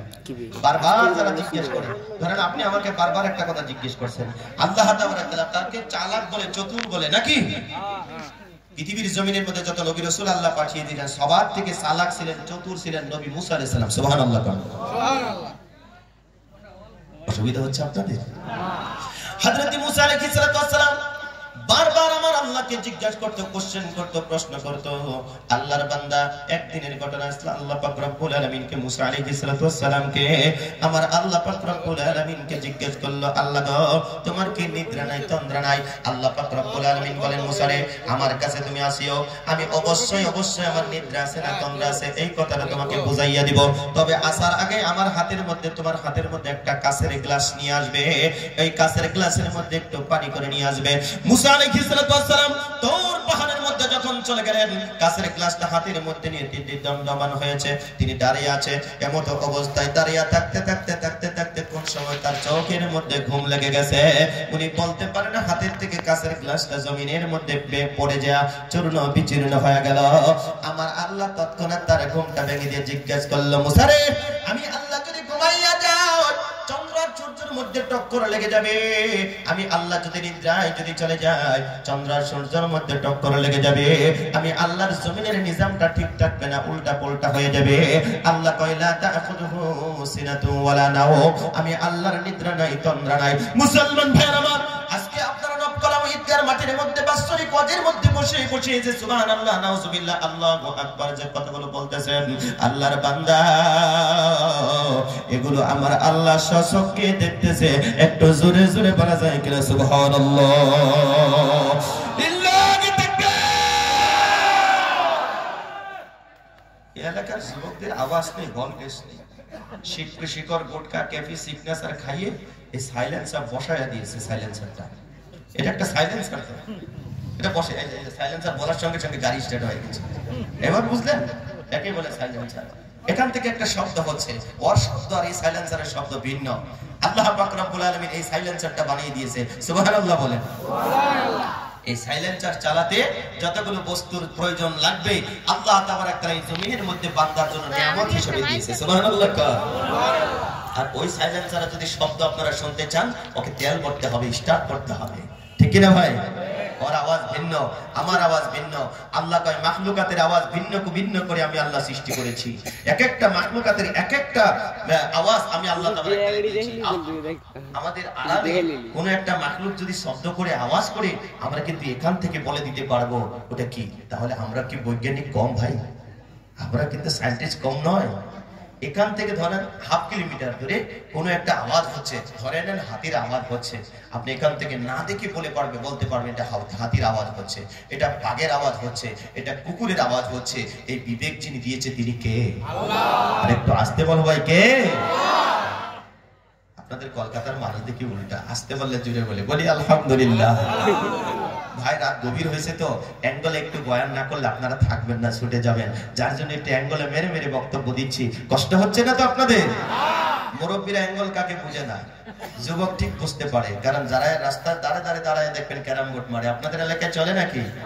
যুবক ক্যারাম বোর্ড খুব কম খেলবেই না, যদিও খেলা কম খেলবে। কারণ ক্যারাম বেশি সময় দাঁড়াইয়া 2 ঘন্টা 2.5 ঘন্টা 4 ঘন্টা যদি কেউ ক্যারাম খেলে, তার কিডনি গুলো ড্যামেজ হয়ে যাওয়ার সম্ভাবনা থাকে। অতিরিক্ত সময় দাঁড়িয়ে থাকবে না। আল্লাহকে ওয়াস্তে বলছি, খেলাধুলাটা না করাটাই ভালো। আমার রাসূল যেটা পছন্দ করতেন না, রাসূল যেটা ভালোবাসতেন না, সেটা আমরা কেন ভালোবাসবো? রাসূল সাল্লাল্লাহু আলাইহি সাল্লাম যেটা পছন্দ করতেন না, যেটা নিজে খেলতেন না, সেটা আমরা কেন খেলবো? কারণ আমরা রাসূলের উম্মত। যেই উম্মতের শাফায়াত না করলে, যেই নবী শাফায়াত না করলে আমরা জান্নাতে যেতে পারবো না। আমরা সেই নবীর পক্ষে থাকতে চাই কি চাই না? জোরে বলেন, চাই কি চাই না? আল্লাহ কবুল করুক, বলি আমিন। আমার বন্ধুগণ, আমার ভাইরা, খেয়াল করুন, লক্ষ্য করুন। আমি বলতেছিলাম এই পৃথিবীর জমিনের মধ্যে আল্লাহ পাক রব্বুল আলামিন আপনি আমাকে দুনিয়ার জমিনের মধ্যে বানিয়ে পাঠিয়ে দিয়েছে। আল্লাহর বান্দা, বক্তা আসবে, বয়ান করবে, টাকা নিয়ে চলে যাবে, হতে পারে না। মজলিসের থেকে আমরা কিছু কথা নিয়ে যাব। আল্লাহর বান্দা, আমাদের অধিকাংশ মানুষের নামাজ আল্লাহর দরবারে কবুল হয় না। কিসের জন্য নামাজ কবুল হয় না? আমরা অনেকে আছি গো মাসলা মাসাইল জানি না। আমার সাথে বসে আছেন আপনাদের মাদ্রাসার শিক্ষক, আমার বন্ধুগণ, উনি হলেন মুফতি সাহেব। মাসলা মাসাইল যদি জানতে হয়, আমরা মুফতি সাহেবের কাছ থেকে মাসলা মাসাইল গুলো জেনে নেব। ছোট্ট একটা মাসলা আপনাদেরকে গভীর রাত্রে বলে দিছি। যুবক ভাইয়ের আমার, তোমরা যারা মসজিদের মধ্যে নামাজ পড়ার জন্য যাও, যাওয়ার সাথে সাথে আপনাদের হাতের মধ্যে মোবাইল থাকে, কতক্ষণ থাকে না নাই? আর একটু জোরে বলেন, থাকে না নাই? এমন হয়ে যায় আমরা ব্যবসা বাণিজ্য করতে করতে মোবাইলটা সাইলেন্ট করতে আমরা ভুলে গেছি, মোবাইলটা সুইচ অফ করতে আমরা ভুলে গেছি, মোবাইলটা ফ্লাইট মোড করতে আমরা ভুলে গেছি। ইমাম সাহেব যখন তাকবীর দিয়েছে মসজিদের মধ্যে, আল্লাহু আকবার বলে যখন তাকবীর দিয়েছে, ইমাম সাহেব যখন তেলাওয়াত করতে শুরু করেছে, আলহামদুলিল্লাহি রাব্বিল আলামিন আর রহমানির রহিম মালিকি ইয়াউমিদ্দিন ইলা আখিরিল আয়াত। আমার বন্ধুগণ, সঙ্গে সঙ্গে সঙ্গে সঙ্গে আপনার মোবাইলের মধ্যে রিংটোন বেজে উঠেছে। আপনাদের বাংলার গান মোবাইলের মধ্যে বেজে উঠেছে, হিন্দি গান আপনাদের মোবাইলের মধ্যে বেজে উঠে, রিংটোন গুলো আপনাদের মোবাইলের মধ্যে বেজে উঠে। সেই সময় আপনি নামাজের হালতে কি করতে হবে রে মুসলমান? একটু খেয়াল করুন, লক্ষ্য করুন। ইসলাম বলেছ নামাজের মধ্যে তুমি দাঁড়াইয়া গেছো, তোমার পকেটের মধ্যে যদি মোবাইল আছে রে বন্ধু, সর্বপ্রথম তুমি একবার তুমি হাত দিতে পারবা। হাত দিয়ে যদি 3 তসবিহ পরিমাণ সময় যদি মোবাইলটার মধ্যে তুমি পকেটের মধ্যে যদি তোমার হাতটা যদি রেখে দাও, তাহলে তোমার নামাজ বাতিল হয়ে যাবে। ওই নামাজ আল্লাহর দরবারে কবুল হবে না, কারণ তুমি নামাজের থেকে বাহির হয়ে গেছো। সর্বপ্রথম একবার হাত দিলেন, যদি 3 তসবিহ পরিমাণ সময় যদি মোবাইলটার মধ্যে পকেটের মধ্যে হাতটা দিয়ে যদি বটম গুলো তালাশ করেন, অনেক মানুষ আছে বটম কোথায় থাকে জানে না, কথা কোন ঠিক না বেটে? বহুত মুরব্বী মানুষ আছে, মোবাইল দিবেন কোন জায়গার মধ্যে টাচ করতে হয়, কোন জায়গার মধ্যে টিপ দিতে হয় জানে না। কিন্তু যুবকেরা চালাইতে চালাইতে তাদের অভ্যাস হয়ে গেছে, আস্তে করে পকেটের মধ্যে হাত দিবে, কোন সাইডে তার বটমটা আছে সাথে সাথে উনি জানতে পারবে। একজন বৃদ্ধ মানুষ পকেটের মধ্যে মোবাইল নিয়ে যখন মসজিদের মধ্যে ঢুকে গেল, দেখবেন হাত বাঁধা মোবাইলের মধ্যে বটম জানি কোথায় ছিল। এমন করতে করতে করতে করতে তার 3 তসবিহ পরিমাণ পার হয়ে গেছে। সুবহান রাব্বিয়াল আলা, সুবহান রাব্বিয়াল আলা, 3 তসবিহ পরিমাণ সময় পার হয়ে গেছে। আপনার নামাজ বাতিল হয়ে গেছে। এই নামাজের দ্বারা আল্লাহর জাহান্নামের আগুনের থেকে বাঁচতে পারবেন না। এই নামাজের দ্বারা জিনাত থেকে বাঁচতে পারবেন না। এই নামাজের দ্বারা সুদের থেকে বাঁচতে পারবেন না। এই নামাজের দ্বারা ঘুষের থেকে বাঁচতে পারবেন না। এই নামাজের দ্বারা মিথ্যার থেকে বাঁচতে পারবেন না। ছোট্ট একটা মাসলার কথা আপনাদেরকে বলে দিলাম, অবশ্যই আপনারা মনে রাখবেন, প্র্যাকটিক্যালি আমল করবেন, আল্লাহর জাহান্নামের আগুনের থেকে বাঁচতে পারবেন। একটু জোরে জোরে বলা যায় কিনা সুবহানাল্লাহ। 2 নম্বর আরেকটা দরকারি মাসলা আপনাদেরকে বলে দেই। আল্লাহর বান্দা যুবক আপনারা যারা আছেন, অনেক মানুষ আছে টি-শার্ট গর্ত দিয়ে নামাজ পড়ে। টি-শার্ট বুঝি তো আমরা, টি-শার্ট গর্ত দিয়ে নামাজ পড়ে। আমার যুবক একটু খেয়াল করেন, লক্ষ্য করবেন, হাসবেন না। আল্লাহর বান্দা অনেক যুবক যখন টি-শার্ট গাদ দিয়ে যখন মসজিদের মধ্যে যায়, হাফ শার্ট গাদ দিয়ে যখন মসজিদের মধ্যে যায়, যাওয়ার পরে যখন রুকুর মধ্যে চলে যায়, তাদের আফ্রিকার জায়গাটা 2 আঙ্গুল পরিমাণ খালি হয়ে যায়, পিছনের থেকে 2 আঙ্গুল পরিমাণ খালি হয়ে যায়। এ বন্ধুগণ, যদি বিশ্বাস না হয়, কালকে তুমি সকালবেলা গ্যারেজে যাইবা, 10টার পরে গ্যারেজের মধ্যে যাবে। যারা গ্যারেজের কাজ করেন কষ্ট নিবেন না। অনেক যুবক আমি দেখেছি গ্যারেজের মধ্যে যারা কাজ করে গো, টায়ার যখন খুলতে যায়, মেকানিক্স কাজ যখন করতে যায়, তখন তাদের পিছনের থেকে 4 থেকে 6 আঙ্গুল জায়গা ফাঁকা হয়ে যায়। টি-শার্ট করতে দিয়ে যারা মসজিদের মধ্যে আপনারা যান, আপনাদেরকে বলছি আজকে থেকে টি-শার্ট করতে দিয়ে আপনারা মসজিদের মধ্যে যাবেন না। যখন আপনি সাজদার মধ্যে যখন লুটায় পড়ে, আপনার পিছনের থেকে 4 আঙ্গুল জায়গা পরিমাণ খালি হয়ে যায়, আপনার সদর খোলা হয়ে গেছে।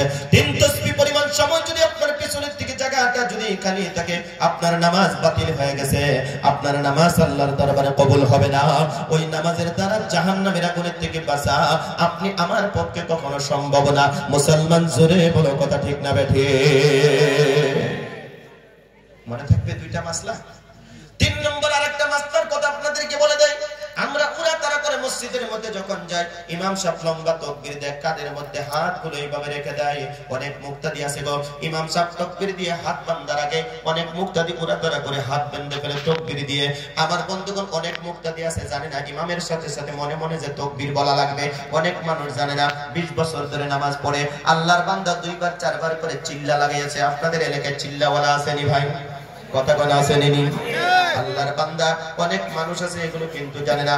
খুব দরকারি কথা আমার বন্ধুগণ, সেজন্য আপনাদেরকে বলছি, ইমাম সাহেব যখন তাকবীর দিবে, ইমাম সাহেব তাকবীর দিয়ে যখন হাতটা বেঁধে দিবে, আপনি মনে মনে প্রথম তাকবীরটা দেওয়া হলো ফরজ। আর যদি আপনি প্রথম তাকবীর যদি না দিলেন, মনে মনে যদি হাত বান্ধা যদি এরকম করে নিয়ত করে যদি ইমামের পিছনে যদি আপনি দাঁড়ায় আছেন, কারণ আপনি নামাজের মধ্যে ঢুকলেন না, প্রবেশ করলেন না, আপনার নামাজ কেমনে কবুল হবে? কথা কোন ঠিক না বেঠে?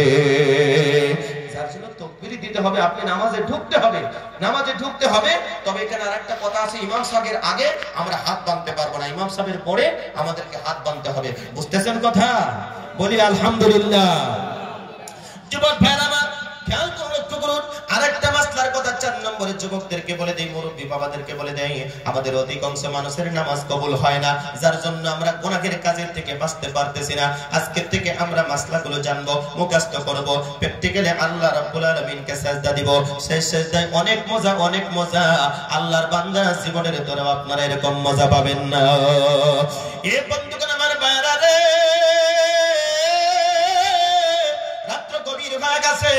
সবাই আমার দিকে একটু সময়ের জন্য তাকান রে দাদু, কষ্ট আপনাদেরকে দিব না। আল্লাহর বান্দা কষ্ট করে আপনাদেরকে বক্তব্য শোনাচ্ছে রে বন্ধু, আপনারাও কষ্ট করে মেহনত করে বক্তব্যগুলো শুনতেছেন। আল্লাহ উভয়ের মেহনতকে তুমি কবুল করো, জোরে বলি আমিন। আল্লাহর বান্দা খেয়াল করুন, লক্ষ্য করুন, খুব গুরুত্বপূর্ণ মাসআলা আপনাদেরকে বলছি। আল্লাহর বান্দা যখন আপনি দৌড়ে দৌড়ে যখন মসজিদের মধ্যে গেলেন, ইমাম সাহেব কেরাত করে রুকুর মধ্যে চলে গেছে, রুকুর মধ্যে যাওয়ার সঙ্গে সঙ্গে বন্ধু আপনি পুরা তারা করে গিয়ে ইমাম সাহেবকে আপনি রুকুর মধ্যে পাইছেন, তাহলে আপনার রাকাতটা ফুলফিল হয়ে গেছে, রাকাতটা আপনার পুরা হয়ে গেছে। আর যদি ইমাম সাহেবকে দেখছেন সামি আল্লাহর সিনটা বলে ফেলেছে, তাহলে আপনার রাকাত পুরা হয় নাই। অনেক মানুষ আছে মাগরিবের সময় ইমাম সাহেবের সঙ্গে উরা তারা করে, ইমাম সাহেব দাঁড়িয়ে থেকে উনি উরা তারা করে গিয়ে হাত বেঁধে সুবহান রাব্বিয়াল আলা 3 বার বলে, নিজে নিজে বলে, আবার তিনি দাঁড়ায় ইমাম সাহেবের সঙ্গে সিজদা করে। আল্লাহর বান্দা ইমাম সাহেব 2 রাকাত নামাজ পড়লো, উনি 2 রাকাত নামাজ পড়ে ডানে বামে সালাম ফিরিয়ে দিয়েছে, পরে উনি আর রুকু করলো না, উনি আর তার পরের রাকাতটা পুরা করলো না, ওনার নামাজ কবুল হবে না, ওনার নামাজ বাতিল হয়ে গেছে। কারণ সামি আল্লাহর সিন যদি ইমাম সাহেব বলে যদি দাঁড়াইয়া যায়, ওই সময় আপনার 1 রাকাতটা পুরা হয় নাই। ওই রাকাতটা পরে ইমাম সাহেব যখন তিলাওয়াত করবে, আমার বন্ধুগণ 2 রাকাত নামাজ যখন সম্পূর্ণ করবে, করার পরে আপনি আবার কি করতে হবে? ইমাম সাহেব ডানে বামে সালাম ফিরানোর পরে আপনি তাশাহুদ পড়ে, দুরূদ শরীফ পড়ে, তাশাহুদ পড়ে আপনি বসে থাকতে হবে। ইমাম সাহেব ডানে বামে সালাম ফিরানোর পরে আপনি তাকবীর দিয়ে দাঁড়াইয়া পরের রাকাতটা আপনার পুরা করতে হবে। যদি করতে পারেন তাহলে আপনার নামাজ কবুল হবে, মাসলা মোতাবেক নামাজ হয়েছে, আর ওই নামাজ আল্লাহর দরবারে কবুল হয়ে যাবে। ওই নামাজের দ্বারা আল্লাহর জাহান্নামের থেকে বাঁচতে পারবেন। একটু জোরে বলা যায় কিনা সুবহানাল্লাহ? ও মুসলমান ভাইরা একটু খেয়াল করে লক্ষ্য করেন, বৈঠকের মধ্যে গুরুত্বপূর্ণ আরেকটা মাসআলা আছে, সেই মাসআলাটা আপনাদেরকে বলে দিই। কষ্ট হচ্ছে আপনাদের? আরো চলবো? বলি ইনশাআল্লাহ। মানুষ আছে গো বৈঠকের মধ্যে বসে বসে, আমার বন্ধুগণ আত্তাহিয়াতু পড়তে পড়তে আমরা দুরূদ শরীফ মাঝে সময় মনের ভুলে আমরা পড়ে ফেলি, দুরূদ শরীফ পড়ে ফেলি, মাসুরা পর্যন্ত আমরা পড়ে ফেলি। আল্লাহর বান্দা অনেক মানুষ আছে অমনি আমরা ডানে বামে সালাম ফিরাইয়া দেই। আল্লাহর বান্দা ধরে নেন আসরের 4 রাকাত নামাজ, 2 রাকাত আপনি পড়ছেন, 2 রাকাতের পরে আপনি বসে বসে তাশাহুদ পড়ে আপনাকে দাঁড়াইতে হয়, কিন্তু তাশাহুদের সাথে সাথে আপনি দুরূদ শরীফ 2টা পড়ে ফেলেছেন, আল্লাহর বান্দা মাসুরা আপনি পড়ে ফেলেছেন। এইভাবে আপনি ভুলে যদি নামাজ যদি পড়েন, সুজু সিজদা যদি পড়ে যদি আপনি না দেন, আপনার নামাজ আল্লাহর দরবারে কবুল হবে না। আপনাকে ভুল করেছেন, কারণ তাশাহুদের পরে দুরূদ শরীফ পড়ে ফেলেছেন, এটা আপনি ভুল করেছেন, যার জন্য আপনাকে সুজু সিজদা করতে হবে। এ বন্ধুগণ আমার ভাইরা, এটা আমাদের জন্য কিসের জন্য হয়? একটু গুরুত্বপূর্ণ গুরুত্বপূর্ণ কথা খেয়াল করবেন, লক্ষ্য করবেন। আমরা বাইক চালাইতে চালাইতে, এই ভাই আমার দিকে, আমরা বাইক চালাইতে চালাইতে আমাদের মুখস্থ হয়ে গেছে। প্রথম যেদিন সর্বপ্রথম বাইক চালানো শিখলাম, এই যুবক তোমরা ভালো বুঝবা, প্রথম যেদিন আমরা বাইক চালাইতে শিখলাম সর্বপ্রথম আমরা চাবিটা লাগাইছি, সেলফের মধ্যে দিছি অথবা কিক মারছি। নচেত আমরা কিক মারার পরে গাড়িটা যখন স্টার্ট হয়েছে সাথে সাথে আমরা কি করছি, ক্লাসটা টানছি, এরপরে মুখস্থ লাথি দিছি। প্রথম লাথি দিয়ে 1 নম্বরে লাগাইছি, দ্বিতীয় লাথি দিয়ে আমরা 2 নম্বরে লাগাইছি। আল্লাহর বান্দা মুখস্থ সপ্তাহ 15 দিন আমরা গাড়ি চালাইছি। চালাইতে চালাইতে 10 বছর, 5 বছর, 15 বছর, 20 বছর হয়ে গেছে। এখন আমাদের মুখস্থ হয়ে গেছে। 4 চাকা চালা আমাদের মুখস্থ হয়ে গেছে, বাইক যারা চালা আমাদের মুখস্থ হয়ে গেছে, সাইকেল যারা চালা আমাদের মুখস্থ হয়ে গেছে। কোন জায়গার মধ্যে বেল আছে, কোন জায়গার মধ্যে ব্রেক আছে, কোন জায়গার মধ্যে পেডেল আছে, আমাদের সবকিছু মুখস্থ হয়ে গেছে। এমন নামাজ পড়তে পড়তে পড়তে পড়তে আমাদের দুরূদ শরীফ তাশাহুদ মুখস্থ হয়ে গেছে। দুরূদ শরীফের সঙ্গে তাশাহুদের সঙ্গে সঙ্গে দুরূদটাও আমরা মুখস্থর সহিত আমরা পড়ে ফেলেছি। এটার জন্য আমাদেরকে সুজু সিজদা দিতে হবে। সুজু সিজদা যদি আমরা না দেই তাহলে আপনি আমাদের নামাজ আল্লাহর দরবারে কবুল হবে না। এই নামাজের দ্বারা আল্লাহর জাহান্নামের আগুন থেকে বাঁচা কখনো সম্ভব নয়। একটু জোরে বলা যায় কিনা মারহাবা। লিল্লাহি তাকবীর। আপনারা যতটুকু সাপোর্ট দিলেন আমার মনে হচ্ছে রাত শুধুমাত্র কেবলমাত্র এখন শুধু 8টা বাজে। বলি আলহামদুলিল্লাহ।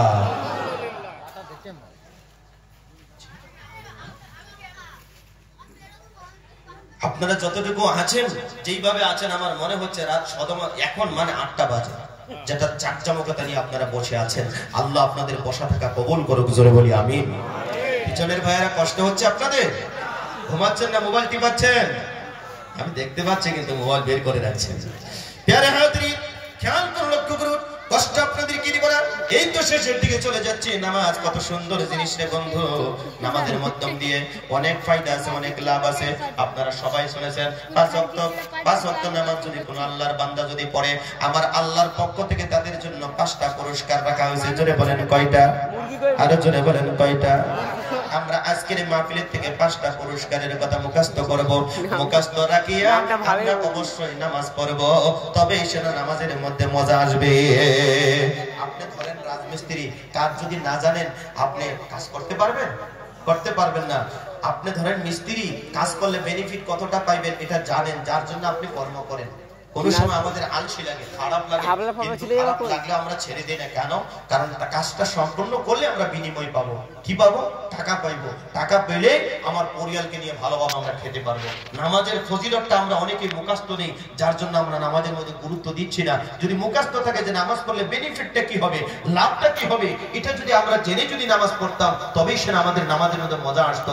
যেরকম আমরা দুনিয়াতে কাজ করি, কর্ম করি, আমাদের মনে হয় কাজ সম্পূর্ণ করলে আমরা বিনিময় পেয়ে যাব। নামাজ পড়লে বিনিময় কি দিবে এগুলো আমাদের অনেকেরই মুখস্থ নাই। আজকের মাহফিলের থেকে মুখস্থ করব, বলি ইনশাআল্লাহ। আরেকটু জোরে বলি ইনশাআল্লাহ। আল্লাহর বান্দা প্রথম পুরস্কার আল্লাহ পাক রব্বুল আলামিনের নবী বিশ্বনবী সাল্লাল্লাহু আলাইহি ওয়াসাল্লাম ঘোষণা দিয়েছেন। আপনারা মনে রাখবেন, প্রথম পুরস্কারটা হলো আল্লাহর নবী সাল্লাল্লাহু আলাইহি ওয়াসাল্লাম বলে দিয়েছেন 5 ওয়াক্ত নামাজ পড়নেওয়ালা ব্যক্তির জন্য দুনিয়ার জমিনের মধ্যে কোনো রিজিকের অভাব তার রাখবে না। জোরে কোন সুবহানাল্লাহ। রিজিকের অভাব থাকবে না। যে রিজিকের জন্য, ইনকামের জন্য সকালবেলা আমরা টুটু নিয়ে বেরিয়ে যাই। কত ঠান্ডা, এই ঠান্ডার মধ্যে আমরা টুটু নিয়ে বেরিয়ে যাই কেন?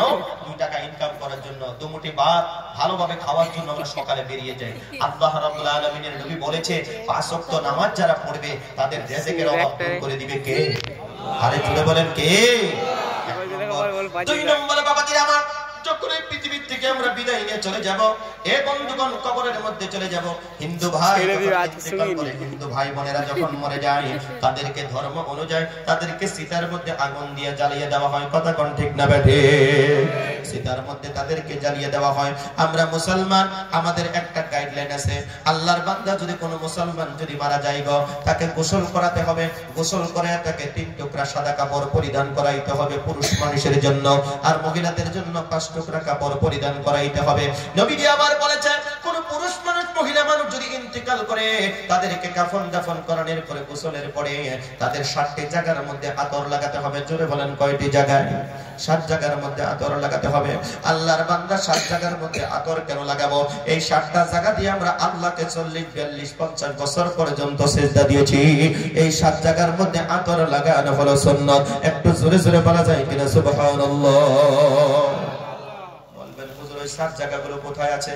1 নম্বর হলো কপাল। কপালটা দিয়ে আমরা আল্লাহকে সিজদা দেই, নাকটা দিয়ে আমরা আল্লাহকে সিজদা দেই। সিজদা দিলে 2টা হাত লাগে, কটা কোণ লাগে না নাই? আমার বন্ধুগণ 5টা হয়ে গেল। আর এই 2 হাঁটু 2টা লাগে, কটা কোণ লাগে না নাই? এই 7 জায়গার মধ্যে আতর লাগানো হলো সুন্নাত। আল্লাহর বান্দা এই 7 জায়গার মধ্যে মৃত্যু ব্যক্তিকে আতর লাগায়া আল্লাহর বান্দা আজকে এখানে দেখেছেন অনেক ছেলেরা মিশকাত শরীফ দ্বারা আমার বন্ধুগণ কমপ্লিট করেছে। আগামীতে তারা দৌড়ায় হাদিস পড়বে, আলিম হয়ে যাবে। এ বন্ধুগণ, হাফিজে কোরআন যারা হয়েছে, মানুষ যখন মারা যাবে এই হাফিজে কোরআনদের মা, হাফিজে কোরআনদের বাবা, আলিমদের বাবা, আলিমদের মা যখন ইন্তেকাল করবে, আমার বন্ধুগণ পুরুষ মানুষ যদি হয় এই আলিমে তার বাবাকে নিজে হাতে গোসল করাবে, আলিমে তার বাবাকে নিজে হাতে গোসল করাবে। চোখের থেকে পানিগুলো ছাড়বে, চোখের থেকে পানিগুলো ছাড়বে, বাবার মুখের মধ্যে যখন পানি ঢালবে, বাবার হাতের মধ্যে যখন সাবুন লাগিয়ে দিবে। আল্লাহর বান্দা আমাদের জিন্দেগির মধ্যে 2টা সময় আমরা গোসল করেছি, এক জন্মের পরে, এক মৃত্যুর পরে। কথা কোন ঠিক না বেঠে? আমাদেরকে মানুষের সাহায্য নিয়ে গোসল করতে হয়েছে। আমরা অনেক তাকাব্বুরি করি, অহংকারী করি। আমরা আর তাকাব্বুরি করব না, অহংকারী করব না, বড়াই করব না। আসছে একদিন যেতে হবে, এর মধ্যে কোনো সন্দেহ শোভা নাই। একটু জোরে বলো, কথা ঠিক না বেঠে? আল্লাহ বলেছে ইন্না হুদনা ইলাইক, নিশ্চয় একদিন তোমরা আমি আল্লাহর কাছে ফিরে আসতে হবে। আমার বাবুকে খাই কোনো সন্দেহ শোভা নাই। এই পৃথিবীর জমিনের মধ্যে আসছে একদিন আপনি আমার জীবন শেষ হয়ে যাবে, একদিন আমরা ফুরিয়ে যাব, একদিন আমরা হারিয়ে যাব। আমার বন্ধুগণ, এখন আপনাদের চোখের মধ্যে যাদের ঘুম লেগে গিয়েছে, এই যে দেখেন মাইকম্যান ভাইগুলোর ঘুম লেগে গেছে, এদের ভিতরে কিন্তু রূহটা আছে, কিন্তু 3টা জিনিস আল্লাহর কাছে চলে গেছে। জোরে কোন কয়টা জিনিস? শুনতেছেন কথা? 3টা জিনিস যাদের চোখে ঘুম লাগছে, 3টা জিনিস আল্লাহর কাছে চলে গেছে। একটা জিনিস এদের কাছে আছে, একটা জিনিস আছে, সেটা হলো কি জানেন? সেটা হলো রূহটা এদের ভিতরে আছে। আর নফস 3টা থাকে, একটা হলো নফসে আম্মারা, একটা হলো নফসে লাওয়ামা, আর একটা হলো নফসে মুতমাইন্না। এই নফস 3টা আল্লাহর কাছে চলে গেছে। আল্লাহর কাছ থেকে ঘুরে যদি আসে তাহলে এরা মানুষ, জীবিত মানুষ। আর যদি ঘুরে না আসে তাহলে এরা লাশ হয়ে যাবে। এদের আগে মরহুম লাগিয়ে দেওয়া হবে। কি লাগিয়ে দেওয়া হবে ভাই? মরহুম লাগিয়ে দেওয়া। ঘুমিয়ে যায় তখন মোবাইলের কথা মনে থাকে না, পারিবারিক সমস্যার কথা মনে থাকে না, মাটি বাড়ির কথা মনে থাকে না, কোনো খেয়াল থাকে না। কারণ আমাদের কাছ থেকে যেগুলো কল্পনা করে, কল্পনার জিনিসগুলো চলে যায় কার কাছে? আল্লাহর কাছে চলে যায়। 3টা জিনিস হলো নফস, নফসে মুতমাইন্না, নফসে লাওয়ামা, নফসে আম্মারা। এই 3টা জিনিস আল্লাহর কাছে চলে যায়। তার সাথে যদি এই রূহটা যদি বের হয়ে যায় তখন আমরা আর মানুষ নয়, আমরা তখন লাশ। আমাদের নামটা মসজিদের মাইকে এলান হয়ে যাবে, হবে না ভাই? পুরুষের জন্য মসজিদের মাইকে এলান হবে, মহিলা হলে এলান হবে না, কারণ ইসলামে নিষেধ করেছে। শুনতেছেন কথা না? যার জন্য এই দুনিয়া থেকে আমরা একদিন বিদায় নিয়ে চলে যেতে হবে। আমরা তাকাব্বুরি, অহংকারী করব না। বলি ইনশাআল্লাহ। আরেকটু জোরে বলি ইনশাআল্লাহ। আমার যখন ফুরাবে দিন, আমার যখন ফুরাবে দিন, আসবে গহীন রাত্রি। আমার যখন ফুরাবে দিন, আমার যখন ফুরাবে দিন, আসবে গহীন রাত্রি। থেকো আল্লাহ এ জীবনে, থেকো আল্লাহ এ জীবনে, হয় চির সাথী, আসবে গহীন রাত্রি। আমার যখন ফুরাবে দিন, আমার যখন ফুরাবে দিন, আসবে গহীন রাত্রি। জীবন নদীর দোকল জুড়ে আসলে অবানিশা, থাকবে না আর দুচোখ জোরে একটু আলো দিশা। সেদিন আমার, সেদিন আমার, সেদিন আমার আধার ঘরে তুমি থেকো বাতি, আসবে গহীন রাত্রি। আমার যখন ফুরাবে দিন, আমার যখন ফুরাবে দিন, আসবে গহীন রাত্রি। থেকো আল্লাহ এ জীবনে হয়ে চিরসাথী, আসবে গহীন রাত্রি। আমার আমার বলে যখন কাউকে পাবো না, সেদিন আমার শূন্য গিয়ায় তুমি থেকো সান্ত্বনা। আখির আলো নিবে যেদিন একটু আলো নিয়ে, আখির আলো নিবে যেদিন মনে আলো দিয়ে, আসবে না কেউ অন্ধ চোখে একটু আলো নিয়ে। সেদিন আমার, সেদিন আমার, সেদিন আমার, সেদিন আমার আদার ঘরে তুমি থেকো বাতি, আসবে গহীন রাত্রি। যেটা বলি মারহাবা, আরেকটু যেটা বলি মারহাবা। এই দুনিয়া থেকে একদিন আপনি আমাকে বিদায় নিতে হবে। আসেন আমরা আল্লাহর হুকুম বিশ্ব নবীর তরিকায় চলি, তবেই সেনা আপনি আমার জন্য নাজাতের কারণ হয়ে যাবে। আমরা চলবো, বলি ইনশাআল্লাহ। বাবাজিরা আমার, সমবয়সী তরুণেরা, এ পর্দা থেকে আমার বলে রাখো, একটু খেয়াল করুন, লক্ষ্য করুন। আমি 5টা মাসলার কথা আপনাদেরকে বলেছি। আল্লাহর বান্দা নামাজ পড়লে আমার বন্ধুগণ 2টা পুরস্কারের কথা আপনাদেরকে বলেছি। 1 নম্বর হলো রিজিকের অভাব আমার আল্লাহ দূর করে দিবে। 2 নম্বর হলো কবরের মধ্যে যাওয়ার পরে কবরের শাস্তিটা আপনি আমার জন্য বন্ধ থাকবে, কবরের মধ্যে কোনো আযাব হবে না। একটু আমার দিকে তাকান রে বন্ধু, বক্তব্য শেষের দিকে নিয়ে আসছি। বাবাজিরা আমার, একটু খেয়াল করুন, লক্ষ্য করুন। কবরের মধ্যে যাওয়ার পরে সঙ্গে সঙ্গে আপনি আমার কবরের আযাবটা বন্ধ থাকবে। 3য় নম্বর পুরস্কার, এ বন্ধু 5 ওয়াক্ত নামাজ পড়নে বলার জন্য 3য় নম্বর পুরস্কারটা হলো আল্লাহ রাসূল সাল্লাল্লাহু আলাইহি ওয়াসাল্লাম বলেছে, আপনার হিসাব হবে কবরের থেকে উঠার পরে আপনার হিসাব হবে। হিসাব আপনার জন্য বিনা হিসাবে আপনাকে জান্নাতে দেওয়া হবে, আপনার বিচার সহজ করে দেওয়া হবে। একটু জোরে বলা যায় কিনা সুবহানাল্লাহ। আমার বন্ধুগণ, 4 নম্বর পুরস্কারটা হলো আপনার নেকির পাল্লা, মিজানের পাল্লাটা ভারী হয়ে যাবে। আর 5 নম্বর পুরস্কারটা আল্লাহর নবী ঘোষণা দিয়েছে, যেটা ফুলসিরাতের রাস্তা হবে, 30,000 বছরের যেটা রাস্তা হবে। এ বাবাজিরা আমার, অন্ধকার রাতের থেকে যেটা অন্ধকার হয়ে গেছে, রাতের যেটা অন্ধকার, এই অন্ধকারের থেকে আরো অন্ধকার হয়ে যাবে। চুলের থেকে দাঁড় হবে আমার বন্ধুগণ, খুরের থেকে দাঁড় হবে, চুলের থেকে মেঘি হবে। এই ফুলসিরাতের 30,000 বছরের রাস্তাটা আপনাকে অতিক্রম করে আপনার যেতে হবে। যদি আপনি নামাজি হন, ওই রাস্তাটা আপনি বিজুলির আকারে পার হয়ে যাবেন। যেরকম এই আজকের মাহফিলের জন্য হাজার হাজার লাইট ব্যবহার করা হয়েছে, আমি শুনেছি 300 মাইক এখানে লাগানো হয়েছে। আল্লাহর বান্দা একটা সুইচে কাজ করতেছে, আপনি যখন এখানে সুইচটা বন্ধ করে দিবেন, লাইটগুলো বন্ধ হয়ে যাবে, মাইকগুলো বন্ধ হয়ে যাবে। আল্লাহর বান্দা যেরকম সুইচ দিলে লাইট বন্ধ হয়ে যায়, সুইচ দিলে লাইটগুলো জ্বলে যায়, আলো হয়ে যায়, প্রহর হয়ে যায়। আল্লাহর বান্দা জীবনের মধ্যে যদি আমাদের 5 ওয়াক্ত নামাজ যদি থাকে, মা বোনদেরকে বলছি, মা বোনেরা গো, তোমাদের জিন্দেগীর মধ্যে যদি 5 ওয়াক্ত নামাজ যদি থাকে, ওই ফুলসিরাতের রাস্তাটা 30,000 বছরটা রাস্তাটা তোমরা বিনা হিসাবে দৌড়ে দৌড়ে পার হয়ে আল্লাহর জান্নাতে যাইতে পারবে। একটু জোরে জোরে বলা যায় কিনা সুবহানাল্লাহ, লিল্লাহি তাকবীর। এ বাবাজিরা আমার, নামাজের কথা আপনাদেরকে কি বলবো? নবী করিম সাল্লাল্লাহু আলাইহি ওয়াসাল্লাম এই দুনিয়া থেকে যেদিন বিদায় নিয়ে চলে গেলেন, বাবাজিরা আমার, বিশ্ব নবী মায়ার নবী যখন অসুস্থ হয়ে গেল রে বাদান, আল্লাহর নবী চোখের থেকে পানিগুলো ছাইড়া দিয়া আয়েশা সিদ্দিকা রাদিয়াল্লাহু তাআলা আনহাকে ডেকে বলে, আয়েশা গো, এখন কোন সময় নবীজির কখনো হুঁশ আবার কখনো বেহুশ, এমন অবস্থায় নবীজি সাল্লাল্লাহু আলাইহি ওয়াসাল্লাম বললেন, আয়েশা রে, আমার মেসওয়াকটা কোথায়, একটু দয়া করে নিয়ে আসো। আল্লাহর বান্দা খেয়াল করুন, লক্ষ্য করুন, বিশ্ব নবীকে মেসওয়াকটা এনে দেওয়া হলো।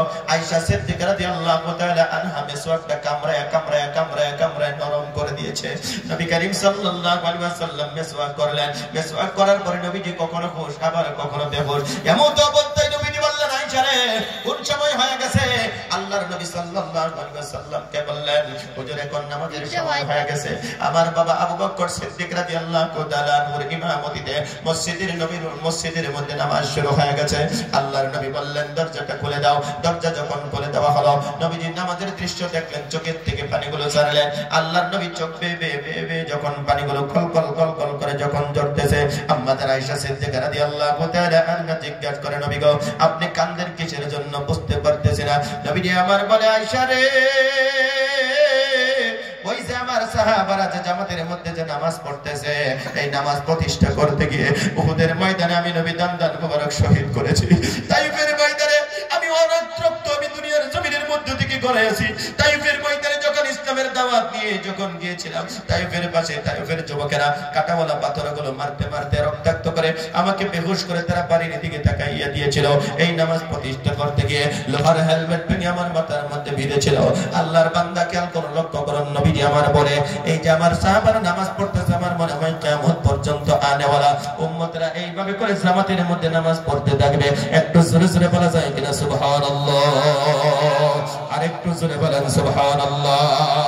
ও বাবা দিরা আমার, বিশ্ব নবীর কাছে মালাকুল মউত আজরাইল যখন এসে গেল, এসে যাওয়ার সঙ্গে সঙ্গে নবীকে সালাম দিলেন, হুজুর আপনি দুনিয়ার জমিনের মধ্যে থাকতে চান, আল্লাহর কাছে ফিরে যেতে চান? আমার রাসূল সাল্লাল্লাহু আলাইহি ওয়াসাল্লাম বললেন, তুমি কে? বলে আমি আজরাইল আপনার কাছে এসেছি। সালাম দিলাম, হুজুর আপনি দুনিয়াতে থাকতে চান, আল্লাহর কাছে ফিরে যেতে চান? বলে আল্লাহ যদি ডাকে আল্লাহর কাছে চলে যাওয়া লাগবে, দুনিয়াতে আমি চিরদিনের জন্য আসি নাই। আমার বন্ধুগণ খেয়াল করুন, লক্ষ্য করুন, পৃথিবীর জমিনের মধ্যে আপনার বাবার জান কবজ করার সময় আজরাইলে কিন্তু পারমিশন নাই। জোরে কোন কথা ঠিক না বেঠে? আপনার মার জান কবজ করার সময় কিন্তু আজরাইলে আপনার মায়ের কাছ থেকে কিন্তু ইজাজত নাই, পারমিশন নাই। আমার রাসূলকে জিজ্ঞাসা করেছিল, হুজুর আপনি দুনিয়াতে থাকতে চান না আল্লাহর কাছে চলে যেতে চান? আমার রাসূল বলেছিলেন, আল্লাহ যদি ডাক দেয় আল্লাহর ডাকে সাড়া দিয়ে আল্লাহর কাছে চলে যাব। বলেন ঠিক আছে। আমার বন্ধুগণ আজরাইল যখন ঘরের মধ্যে আসলেন, আসার সঙ্গে সঙ্গে দরজায় দাঁড়িয়ে আছে নবী, অসুস্থ অবস্থায় ঘরের মধ্যে শুয়ে আছে। আল্লাহর বান্দা খেয়াল করুন, লক্ষ্য করুন, আম্মা জান ফাতেমা রাদিয়াল্লাহু তাআলা আনহা বিশ্ব নবীর পাশে বসে আছেন। এমতো অবস্থায় ফাতেমা রাদিয়াল্লাহু তাআলা আনহাকে নবীজি বললেন, ফাতেমা রে দরজাটা খুলে দাও, দরজা খুলে দাও। তখন দরজা খুলে আমার বন্ধুগণ ফাতেমা রাদিয়াল্লাহু তাআলা আনহা দেখতে পেলেন বিশাল একটা লম্বা মানুষ ঘরের সামনে দাঁড়িয়ে আছে।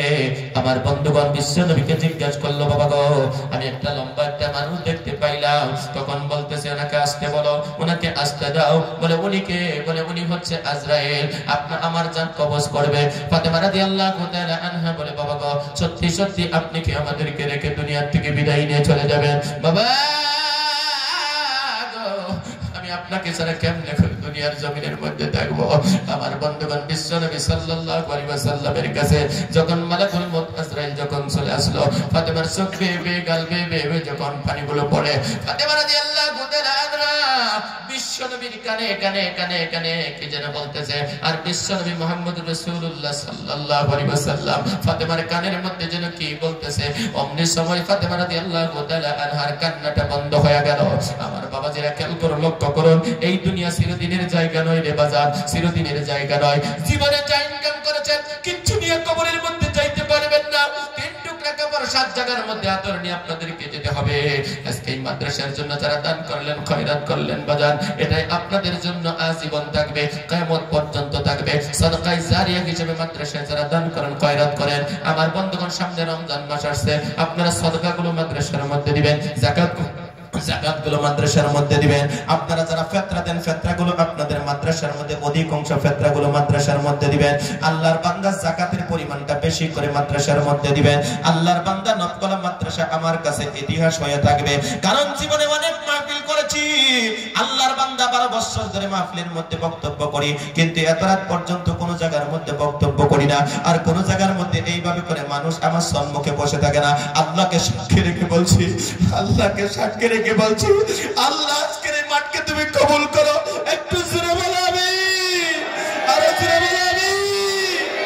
আয় আল্লাহ, রাত গভীর হয়ে মুসাফির হয়ে চোখের থেকে আয় আল্লাহ এক ফোঁটা পানি ছেড়ে দিয়ে তোমার কাছে দোয়া করে যাই। তোমার কোরআনের বান্দারা, কোরআনের মুহাব্বতের বান্দারা, রাসূল প্রেমিক বান্দা এবং বান্দিরা যারা বসে আছে, মেহেরবানি করে প্রত্যেকের মনের আশা আকাঙ্ক্ষা তুমি পুরা করে দাও। একটু জোরে জোরে চিল্লে বলো আল্লাহুম্মা আমিন। আল্লাহর বান্দা, কষ্ট আপনাদেরকে দিব না। নবীজির কাছে মালাকুল মউত আজরাইল আসলো, নবীজির জান কবজ করে দুনিয়ার জমিন থেকে নিয়ে গেল। আল্লাহর আসমানের মধ্যে যখন নিয়ে গেল, এ বাবাজিরা আমার, সর্বপ্রথম খবর পৌঁছে গেল সিদ্দিক আকবর রাদিয়াল্লাহু তাআলা আনহুর কাছে। এ বন্ধুগণ, আবু বকর সিদ্দিক রাদিয়াল্লাহু রাদিয়াল্লাহু তাআলা নিজেকে সহ্য করতে পারছিলেন না, নিজেকে বরদাস্ত করতে পারছিলেন না, নিজেকে কন্ট্রোল করতে পারতেছিলেন না। সাথে সাথে আয়াতটা পড়েছিলেন, কুল্লু মান আলাইহা ফান, কুল্লু মান আলাইহা ফান, কুল্লু মান আলাইহা ফান। সব ধ্বংস হয়ে যাবে, সব শেষ হয়ে যাবে। এই আয়াতটা পরে পরে পরে পরে উনি বুকের মধ্যে এইভাবে করে ছুঁড়ে মারছিল, বুকের মধ্যে হাতগুলো মারছিল। আপনারা খেয়াল করবেন, এলাকার কোনো মুরব্বী যদি মারা যায়, মা বোনেরা যদি সহ্য করতে না পারে গো, তখন তারা বুকের মধ্যে হাতগুলো এইভাবে করে মারে। একটু জোরে বলেন কথা ঠিক না বেঠে? আপনারা খেয়াল করবেন, যেই সমস্ত মা বোনেরা সহ্য করতে পারে না, বরদাস্ত করতে পারে না, তখন তারা বুকের মধ্যে হাতগুলো মারে। আমরা অনেক যুবক আছি গো, বাবা যদি মারা যায়, মা যদি মারা যায়, নিজেকে কন্ট্রোল করতে পারি না, তখন আমরা বুকের মধ্যে থাপড় দেই। কিসের জন্য? নিজেকে সান্ত্বনা দেওয়ার জন্য। মাথার মধ্যে এইভাবে করে হাত দিয়ে নাড়া দেই। কিসের জন্য? নিজেকে সান্ত্বনা দেওয়ার জন্য। আবু বকর সিদ্দিক রাদিয়াল্লাহু তাআলা আনহু নিজেকে কন্ট্রোল করতে পারছিলেন না। তিনি কুল্লু মান আলাইহা ফান, এই আয়াতটা পড়ে পড়ে উনি বুকের মধ্যে হাতগুলো এইভাবে করে রাখছিলেন।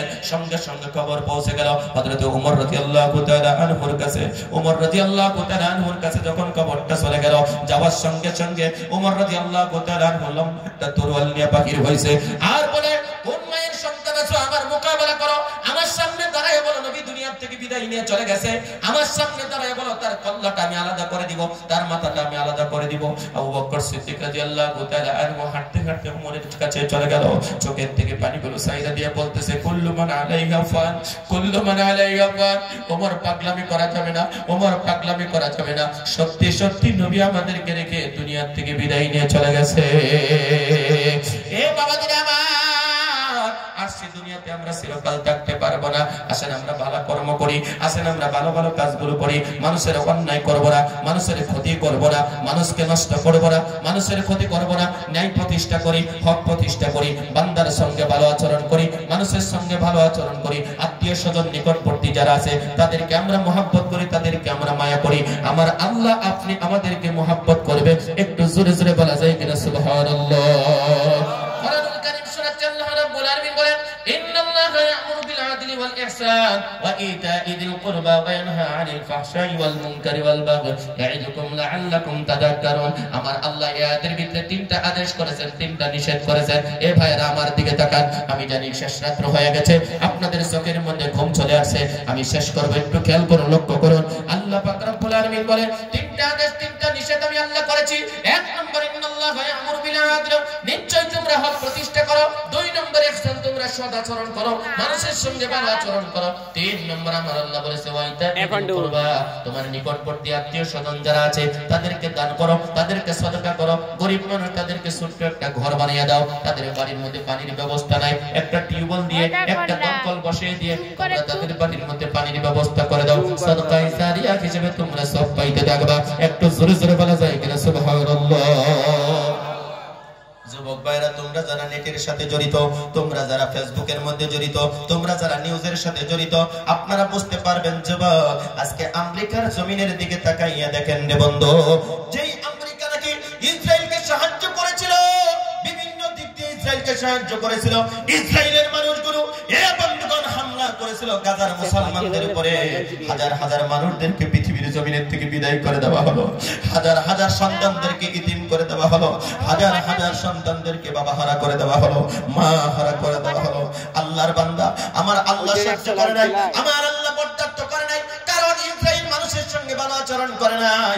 আমার বন্ধুগণ খেয়াল করুন, লক্ষ্য করুন, আমেরিকা মানুষের সঙ্গে ভালো আচরণ করে নাই। জঙ্গলের মধ্যে ছোট্ট একটা আগুন লাগাইয়া দিয়ে আল্লাহর বান্দা তাদেরকে সাহায্য করিয়েছে। আমার বন্ধুগণ, আমরা গুনাহ করব না, আমরা পাপ করব না, আমরা অন্যায় করব না, মানুষের সঙ্গে সবসময় সৎ আচরণ করব। আমরা হিন্দু বুঝি না, খ্রিস্টান বুঝি না, ইহুদি বুঝি না, জন বুঝি না, তিবা বুঝি না, কার্বি বুঝি না, দেউরি বুঝি না, এ বন্ধুগণ মাজুসি বুঝি না। আমরা আল্লাহর সৃষ্টি শ্রেষ্ঠ মাখলুক। হিন্দু ভাইদের শরীর কাটলে যে রক্ত বাগির হবে, মুসলমানের শরীর কাটলে রক্ত বাগির হবে। আল্লাহর বান্দা, আমরা এগুলো বুঝি না। হিন্দু ভাইরা রাস্তার মধ্যে অ্যাক্সিডেন্ট করে যদি পড়ে থাকে, মুসলমানের সন্তান আমরা সাহায্য করব। মুসলমানের সন্তান যদি রাস্তার মধ্যে যদি অ্যাক্সিডেন্ট হয়ে যদি পড়ে থাকে, কেউ নাই, কেউ নাই, কেউ নাই। হিন্দু ভাই তোমরা যদি দেখো, তাদেরকে সাহায্য করবা, মদত করবা। তোমার সাহায্য মদত আমার আল্লাহ করবে। একটু জোরে জোরে বলা যায় কিনা সুবহানাল্লাহ? আল্লাহর বান্দা, আমরা মানবতা শিখবো। আমরা মানবতা কাকে বলে শিখবো। আল্লাহর বান্দা, হিন্দু ভাইদেরকে আমরা সাহায্য করব। হিন্দু যারা ধনী ভাই আছে আমি তাদেরকে অনুরোধ করব, আমরা যারা দরিদ্র মানুষ আছি, আমরা যারা গরিব মানুষ আছি তাদেরকে সাহায্য করব, মদত করব। আল্লাহ আমাদের সবাইকে বুঝে শুনে প্র্যাকটিক্যালি আমল করার তৌফিক দান করে দাও। একটু জোরে জোরে বলি আল্লাহুম্মা আমিন। এ বাবাজিরা আমার, আমি শ্বাস করব, লম্বা চড়া করব না। খেয়াল করুন, লক্ষ্য করুন, ফাতেমা রাদিয়াল্লাহু তাআলা আনহার কান্না বন্ধ হয়ে গেল। নবী করিম সাল্লাল্লাহু আলাইহি ওয়াসাল্লাম বললেন, মাগো তুমিও বেশি দিন দুনিয়ার জমিনের মধ্যে থাকবা না। আমি নবী বিদায় নেওয়ার সাথে সাথে 6 মাস পরেই তুমি আমার সঙ্গে সঙ্গী হতে পারবে। আমার বন্ধুগণ, আল্লাহর হুকুমে একদিন আমার বন্ধুগণ হযরত ফাতেমা রাদিয়াল্লাহু তাআলা আনহা হাসানকে ঘরের মধ্যে শোয়াইলেন, হুসাইনকে ঘরের মধ্যে শোয়াইলেন। আমার বন্ধুগণ, হাসান আর হুসাইন যখন ঘুমিয়ে গেছে, হযরত আলী রাদিয়াল্লাহু তাআলা আনহুকে জড়াইয়া ধইরা চোখের থেকে পানিগুলো ছেড়ে দিয়ে কান্না করতেছে আর বলতেছে, ও আলী, ও আমার স্বামী, ও আমার স্বামী, আমি সত্যি সত্যি আল্লাহর জমিনের থেকে যদি বিদায় নিয়ে চলে যাই গো, আপনি একটা কথা দেন, আমার হাসান ছোট, আমার হুসাইন ছোট, আমার লাশটা কে কবরে নামাবে? আল্লাহর নবী সাল্লাল্লাহু আলাইহি ওয়াসাল্লামের মেয়ে ফাতেমা রাদিয়াল্লাহু তাআলা আনহা বললেন, স্বামী গো, আপনাকে একটা কথা বলে যাই, পৃথিবীর কোনো পুরুষ মানুষকে আমার গায়ের মধ্যে, আমার শরীরের মধ্যে হাত লাগাইতে দিবেন না, কারণ আমি পর্দা করে দুনিয়াতে চলেছি, আমি মরার পরে পর্দা করতে চাই। আপনি আমাকে কাঁধের মধ্যে, আমি যখন মারা যাব, আমার লাশটা আপনি কাঁধের মধ্যে বহন করে একাই একাই নিয়ে কবরের মধ্যে আপনি নামাবেন, আমার গায়ের মধ্যে, আমার শরীরের মধ্যে কাউকে আপনি হাত লাগাইতে দিবেন না। আরেকটা কথা বললেন, আমি আপনাকে আরেকটা কথা বলে যাই, দিনের বেলা আমার জানাজা করবেন না, রাতের বেলা আমার জানাজা করবেন।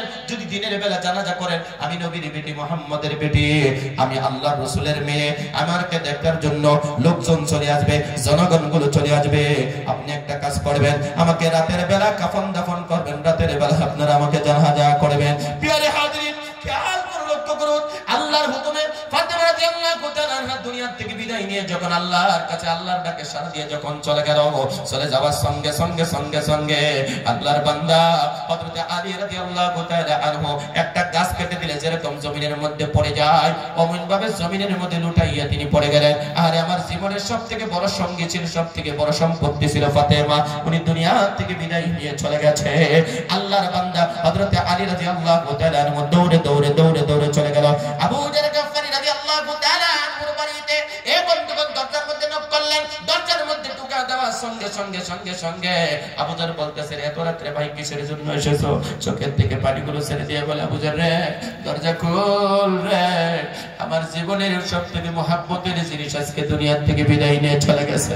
আবার বন্ধুগণ, আমাদের মধ্যে যদি কারো বাবা মারা যায়, কারো মা যদি মারা যায়, আমাদের শরীরটা ভেঙে যায়, আমরা বাবার কবরটা খনন করতে পারি না। এ ভাই আমার দিকে তাকান, আমরা বাবার কবরটা খনন করতে পারি না, মায়ের কবরটা খনন করতে পারি না, আমাদের হাত পা গুলো ভেঙে যায়, আমাদের বল শক্তি গুলো কমে যায়, আমাদের প্রতিবেশী গুলো এসে আমাদের বাবার কবরটা খনন করে দেয়, আমার মায়ের কবরটা খনন করে দেয়।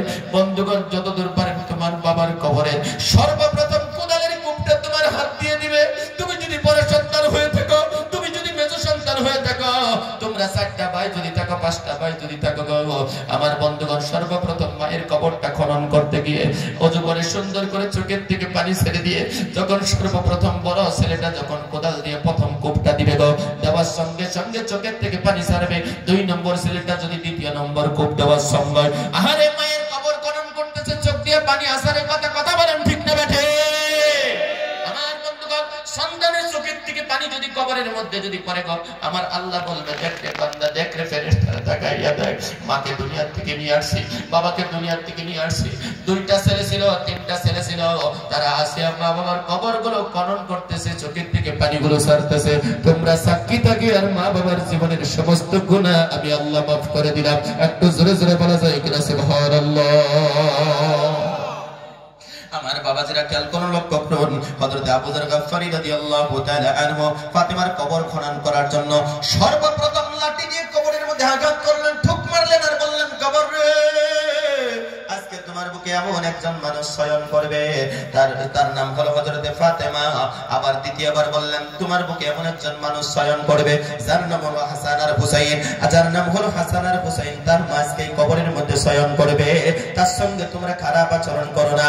আমার বন্ধুগণ, তারপর কবরকে বললেন, কবর রে, আজকে তোমার তোমার ভিতরে এমন একজন মানুষ চয়ন করবে যার নাম হলো হযরতে আলী। তামাম গোটা পৃথিবীর মধ্যে কাফেরদের সাথে লড়াই করার জন্য, যুদ্ধ করার জন্য, যাকে আমার আল্লাহর পক্ষ থেকে বাঘ বানায়া পাঠিয়ে দেওয়া হয়েছিল, তার স্ত্রীর আজকে কবরের মধ্যে চয়ন করবে। তার সঙ্গে খারাপ আচরণ করো না, খারাপ ব্যবহার করো না। চতুর্থ নম্বরে বললেন কবর রে, আজকে তোমার মুখে এমন একজন মানুষ চয়ন করবে।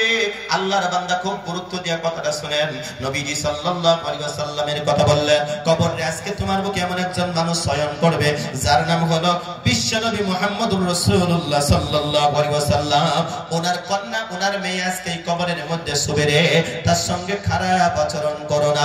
কবর থেকে আওয়াজ আসছে, ফাতেমাকে চিনি না, হাসান আর হুসাইনকে চিনি না, আলীকে চিনি না, আমি কবর যার আমল ভালো দেখবো তার সঙ্গে ভালো আচরণ করতে থাকবো। একটু জোরে জোরে বলা যায় কিনা সুবহানাল্লাহ। আমার মা বোনদেরকে বলছি, মাগো তোমরা যারা এত রাত পর্যন্ত বসে রইলা, তোমাদেরকে কিচ্ছু দিতে পারলাম না, শেষবারের মতন তোমাদেরকে একটা নসিহত করে যাব। এক নম্বর, বিবাহিতা মহিলা আপনারা যারা বসে আছেন, এক নম্বর আমল স্বামীর সেবা করবেন। দুই নম্বর আল্লাহর হুকুম পরিপূর্ণ মানবেন। আল্লাহর হুকুম হচ্ছে নামাজ, আল্লাহর হুকুম হচ্ছে রোজা, আল্লাহর হুকুম হচ্ছে পর্দা। তিন নম্বর, মা বোনদেরকে বলে যাই, মা বোনেরা গো, স্বামীর মালের হিফাজত করবেন। চতুর্থ নম্বর একটা আমল করবেন, নিজের সতীত্বকে রক্ষা করে চলবেন। আল্লাহর জান্নাত, 8টা জান্নাতের দরওয়াজা আপনাদের জন্য অপেক্ষা করবে। একটু জোরে জোরে বলা যায় কিনা সুবহানাল্লাহ। সাবধানে থাকিও নারী পর্দার আড়ালে, সাবধানে থাকিও নারী পর্দার আড়ালে, নারী তোমায় বিনয় করি তুমি ঘুরিও না পর্দা সারি। সুপারিশ করবেন না নবী দায়ু সহলে, সাবধানে থাকিও নারী পর্দার আড়ালে, সাবধানে থাকিও নারী পর্দার আড়ালে। আমার মায়েরা, তোমরা পর্দায় থাকবে, আল্লাহর জান্নাত তোমাদের জন্য অপেক্ষা করতেছে। মাগো, পাতলা কাপড় পরিধান করে রাস্তা দিয়ে ঘোরাফেরা করবে, জাহান্নামের আগুনে জ্বলা লাগবে। একটু কষ্ট হলে একটু বোরকা করে বাহিরে যাবে। মহিলা মানুষ কয়েকটা কারণে বাড়ি থেকে বাহিরে যেতে পারে। জোরে বলেন কয়টা কারণ? আমি আপনাদেরকে বলে দেই, 7টা কারণ। জোরে বলেন কয়টা?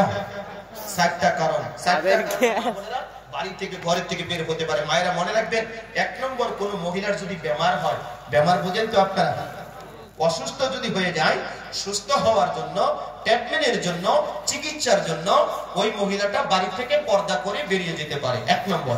2 নম্বর হলো, কোন মহিলা ইলম শিক্ষা করার জন্য, বিদ্যা শিক্ষার জন্য পর্দা করে বাড়ি থেকে বের হয়ে যেতে পারে।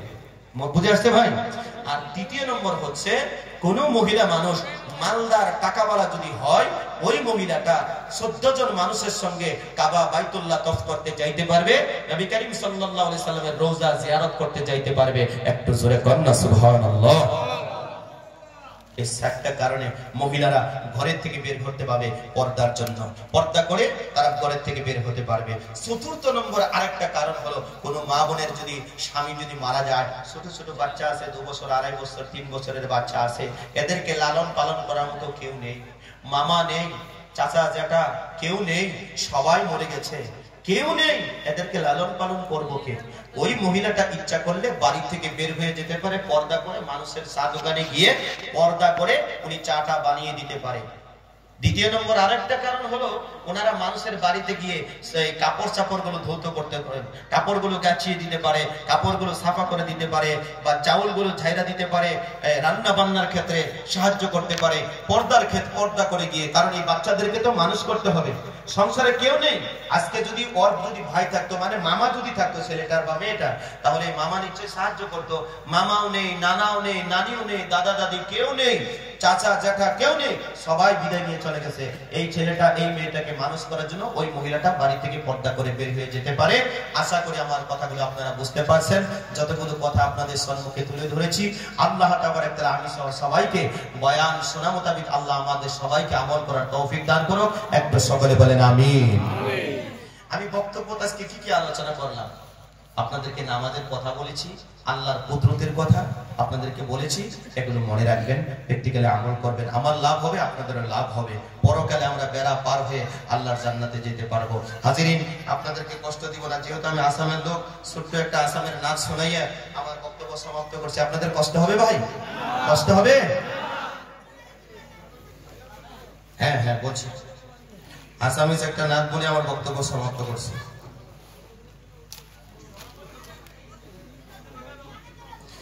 দুনিয়াতে আহিল কি মরম বাঁধিল, মরিলে ও লগতে যায়, ও আল্লাহ মরিলে ও লগতে যায়।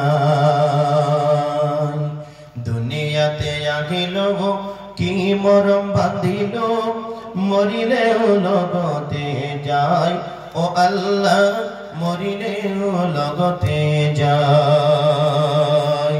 দুনিয়াতে আহিল বগা কাপড় পিন্ধিল, মরিলে ও লগতে যায়, ও আল্লাহ মরিলে ও লগতে যায়।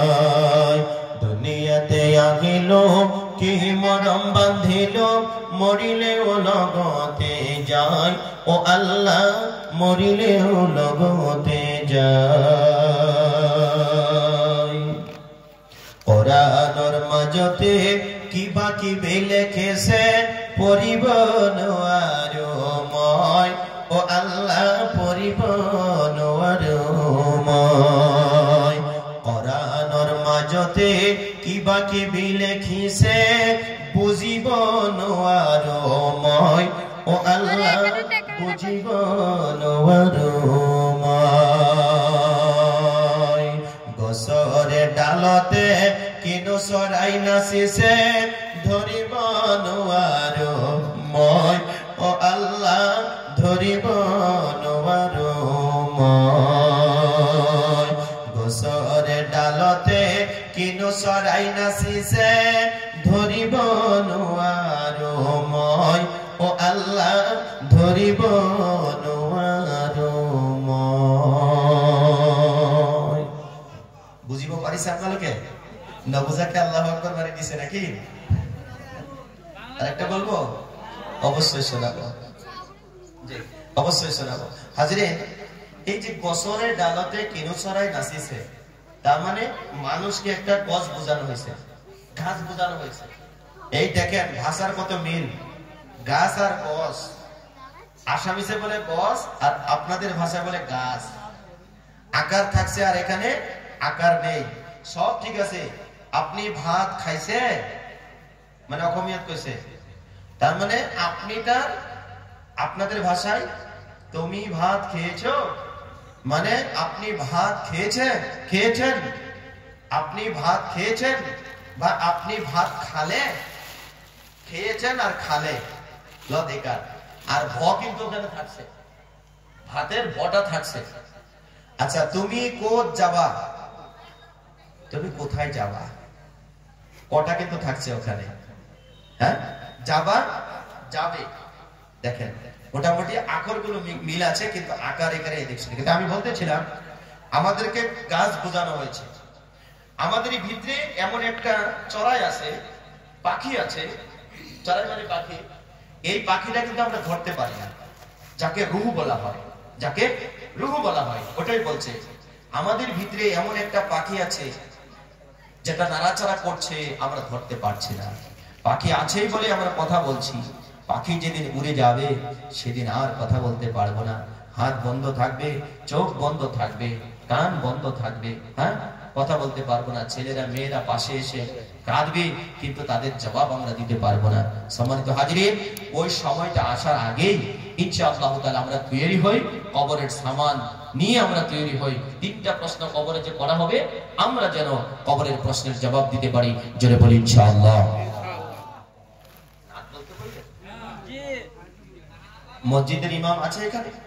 মসজিদ সম্পর্কে একটা নাত বলে বাংলা বলবো? আশেপাশে যেগুলো মসজিদ আছে ইনশাআল্লাহ 500 করে ধর্ম আপনারা ইমাম সাহেবদেরকে বাড়িয়ে দিবেন। বলি ইনশাআল্লাহ।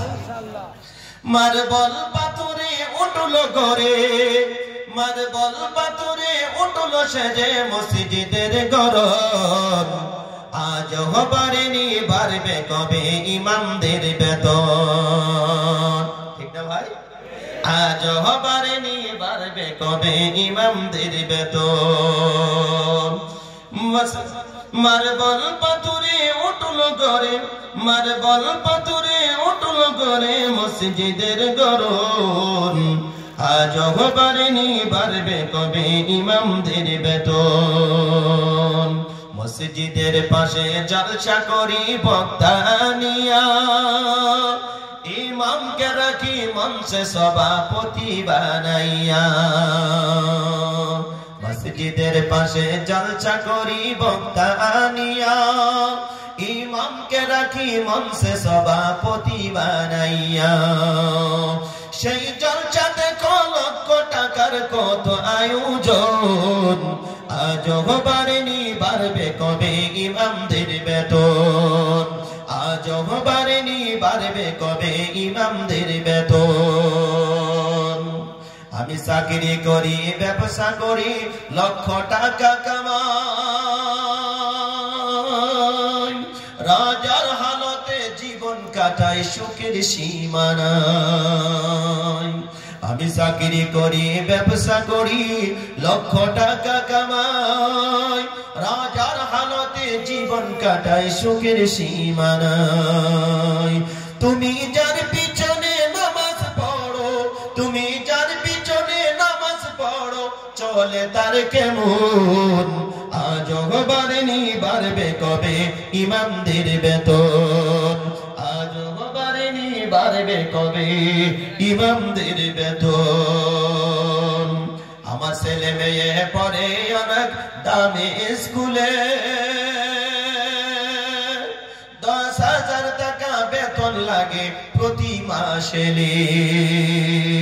ইমামের ছেলের স্বপ্ন পূরণ হবে ভাই কেমন আজ বাড়েনি বাড়বে কবে ইমামদের বেতন পৃথিবীর সেরা ইমাম পৃথিবীর সেরা চাকরিজীবী মসজিদের ইমাম জন্মিলে ইমাম মরিলে ইমাম বিয়েতে ইমাম যারা বলা ঠিক না ঠিক পৃথিবীর সেরা চাকরিজীবী মসজিদের ইমাম জন্মিলে ইমাম মরিলে ইমাম বিয়েতে ইমাম ইমামকে নিয়ে করি না কেউ ইমামকে নিয়ে করি না কেউ সঠিক মূল্যায়ন আজ বাড়েনি বাড়বে কবে ইমামদের বেতন আজ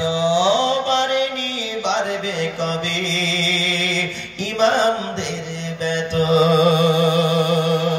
এটা ইমামের বেতন 500 করে বাড়িয়ে দিব বলি ইনশাআল্লাহ 6টা মসজিদ আছে আর একটা জুমা মসজিদ আছে প্রত্যেকটা মসজিদে থেকে ইমামকে 500 করে টাকা ইনশাআল্লাহ আমরা বাড়িয়ে দিব আমাদের কষ্ট হবে না আর যদি কষ্ট হয় তাহলে যুবকদেরকে বলছি জুমার দিন একটু আগে মসজিদে যাবেন গিয়ে ইমাম সাহেবের সঙ্গে একটু মুসাফা করবেন দোয়া চাবেন ইমাম সাহেব দোয়া করবে আপনাদের জন্য একটু মুসাফা করেন সালাম মুসাফা করবেন হাদিয়া দিবেন হাদিয়া দেওয়া সুন্নাত নেওয়া সুন্নাত সাদকা করবেন হাদিয়া করবেন বালা মুসিবতের থেকে আল্লাহ দূর করবে আল্লাহ আমাদের সবাইকে যতগুলো কথা শুনলাম শোনা মতো আমল করার তৌফিক দান করো আমার জন্য দোয়া করেন বাবাজিরা আমার জন্য সবাই দোয়া করেন রমজানের আগ পর্যন্ত মাহফিল আছে রমজানের পরেও আপনাদের কলকাতাতে রমজানের পরেও আরো 2-3টা মাহফিল আছে ইনশাআল্লাহ দোয়া করবেন আল্লাহ যেন এই মাহফিলগুলো সুস্থ শরীরে সুস্থ জ্ঞানে সম্পূর্ণ করার তৌফিক আল্লাহ যেন দান করে আমিন এখানে আসার পর অনেকটা অসুস্থ হয়ে গেছিলাম আলহামদুলিল্লাহ আমি কি দিয়ে যে ধন্যবাদ দেব আপনাদের এই মাদ্রাসার কর্তৃপক্ষকে সেটা আমি ভাষায় প্রকাশ করতে পারছি না কিন্তু ওনারা সাথে সাথে আমাকে ডাক্তার এনে মেডিসিন দিয়ে আলহামদুলিল্লাহ আমি খেয়ে দিয়ে নাস্তা করে খেয়ে দিয়ে ঘুমিয়ে গিয়েছিলাম আলহামদুলিল্লাহ অনেকটা সুস্থ হয়েছি যার জন্য আপনাদের সম্মুখে কথাগুলো বলার জন্য আল্লাহ তৌফিক দিয়েছে কথা যারা বলে তাদের ভুল হয় ভুল যদি হয়েছে কোরআন হাদিস বলতে গিয়ে আল্লাহ মাফ করো আর যদি শুদ্ধ কথাগুলো বলেছি আমি সহ সবাইকে আল্লাহ আমল করার তৌফিক দান করো আমিন সবাই ভালো থাকেন সুস্থ থাকেন ওয়া আখিরি দাওয়ানা আলহামদুলিল্লাহি রাব্বিল আলামিন আর যদি বেঁচে থাকি কোনোদিন লক হবে দেখা হবে আর যদি মরে যায় দোয়া করে যে আল্লাহ যেন জান্নাতের মধ্যে আমাদের সবাইকে দেখা করায় দেয়, বলি আমিন। যদি শুনেন আসামের ইদ্রিস মারা গেছে, ইউটিউবে ফেসবুকে যদি আপনারা নিউজের মাধ্যমে যদি পান, আপনাদের মাদ্রাসার ছাত্রদেরকে নিয়ে আপনারা মসজিদে সূরা ফাতিহা একবার, কুলহুর সূরা 3 বার, ইখলাস পড়ে, আলহাকুমুত তাকাসুর হাত্তা যুরতুমুল মাকাবির এই সূরাটা পড়ে আমার জন্য একটুখানি দোয়া করবেন। আমি আপনাদের জন্য কলকাতার কেউ যদি মারা যায়, আমি যদি শুনি আপনাদের জন্য দোয়া করব, কথা দিলাম। ওয়া আখিরি দাওয়ানা আলহামদুলিল্লাহি রাব্বিল আলামিন। আসসালামু আলাইকুম ওয়া রাহমাতুল্লাহি তাআলা ওয়া বারাকাতুহু। জোরে দেন আসসালামু আলাইকুম ওয়া রাহমাতুল্লাহি ওয়া বারাকাতুহু। माशाअल्लाह, अल्लाह ताला हज़रत कारी साहब के बहुत बहुत ज़्यादा खैर दें। प्रथमत कथा हलो जे समस्त ফটোগুলো হচ্ছে ওগুলো হযরতের তরফ থেকে হুকুম, ওগুলো বন্ধ করে দিতে হবে। তাই সেজন্য ওগুলো প্রথমত বন্ধ করে দিই। যে সমস্ত আমরা ইউটিউবে করছি বা কি বলে আমরা ফটো করছি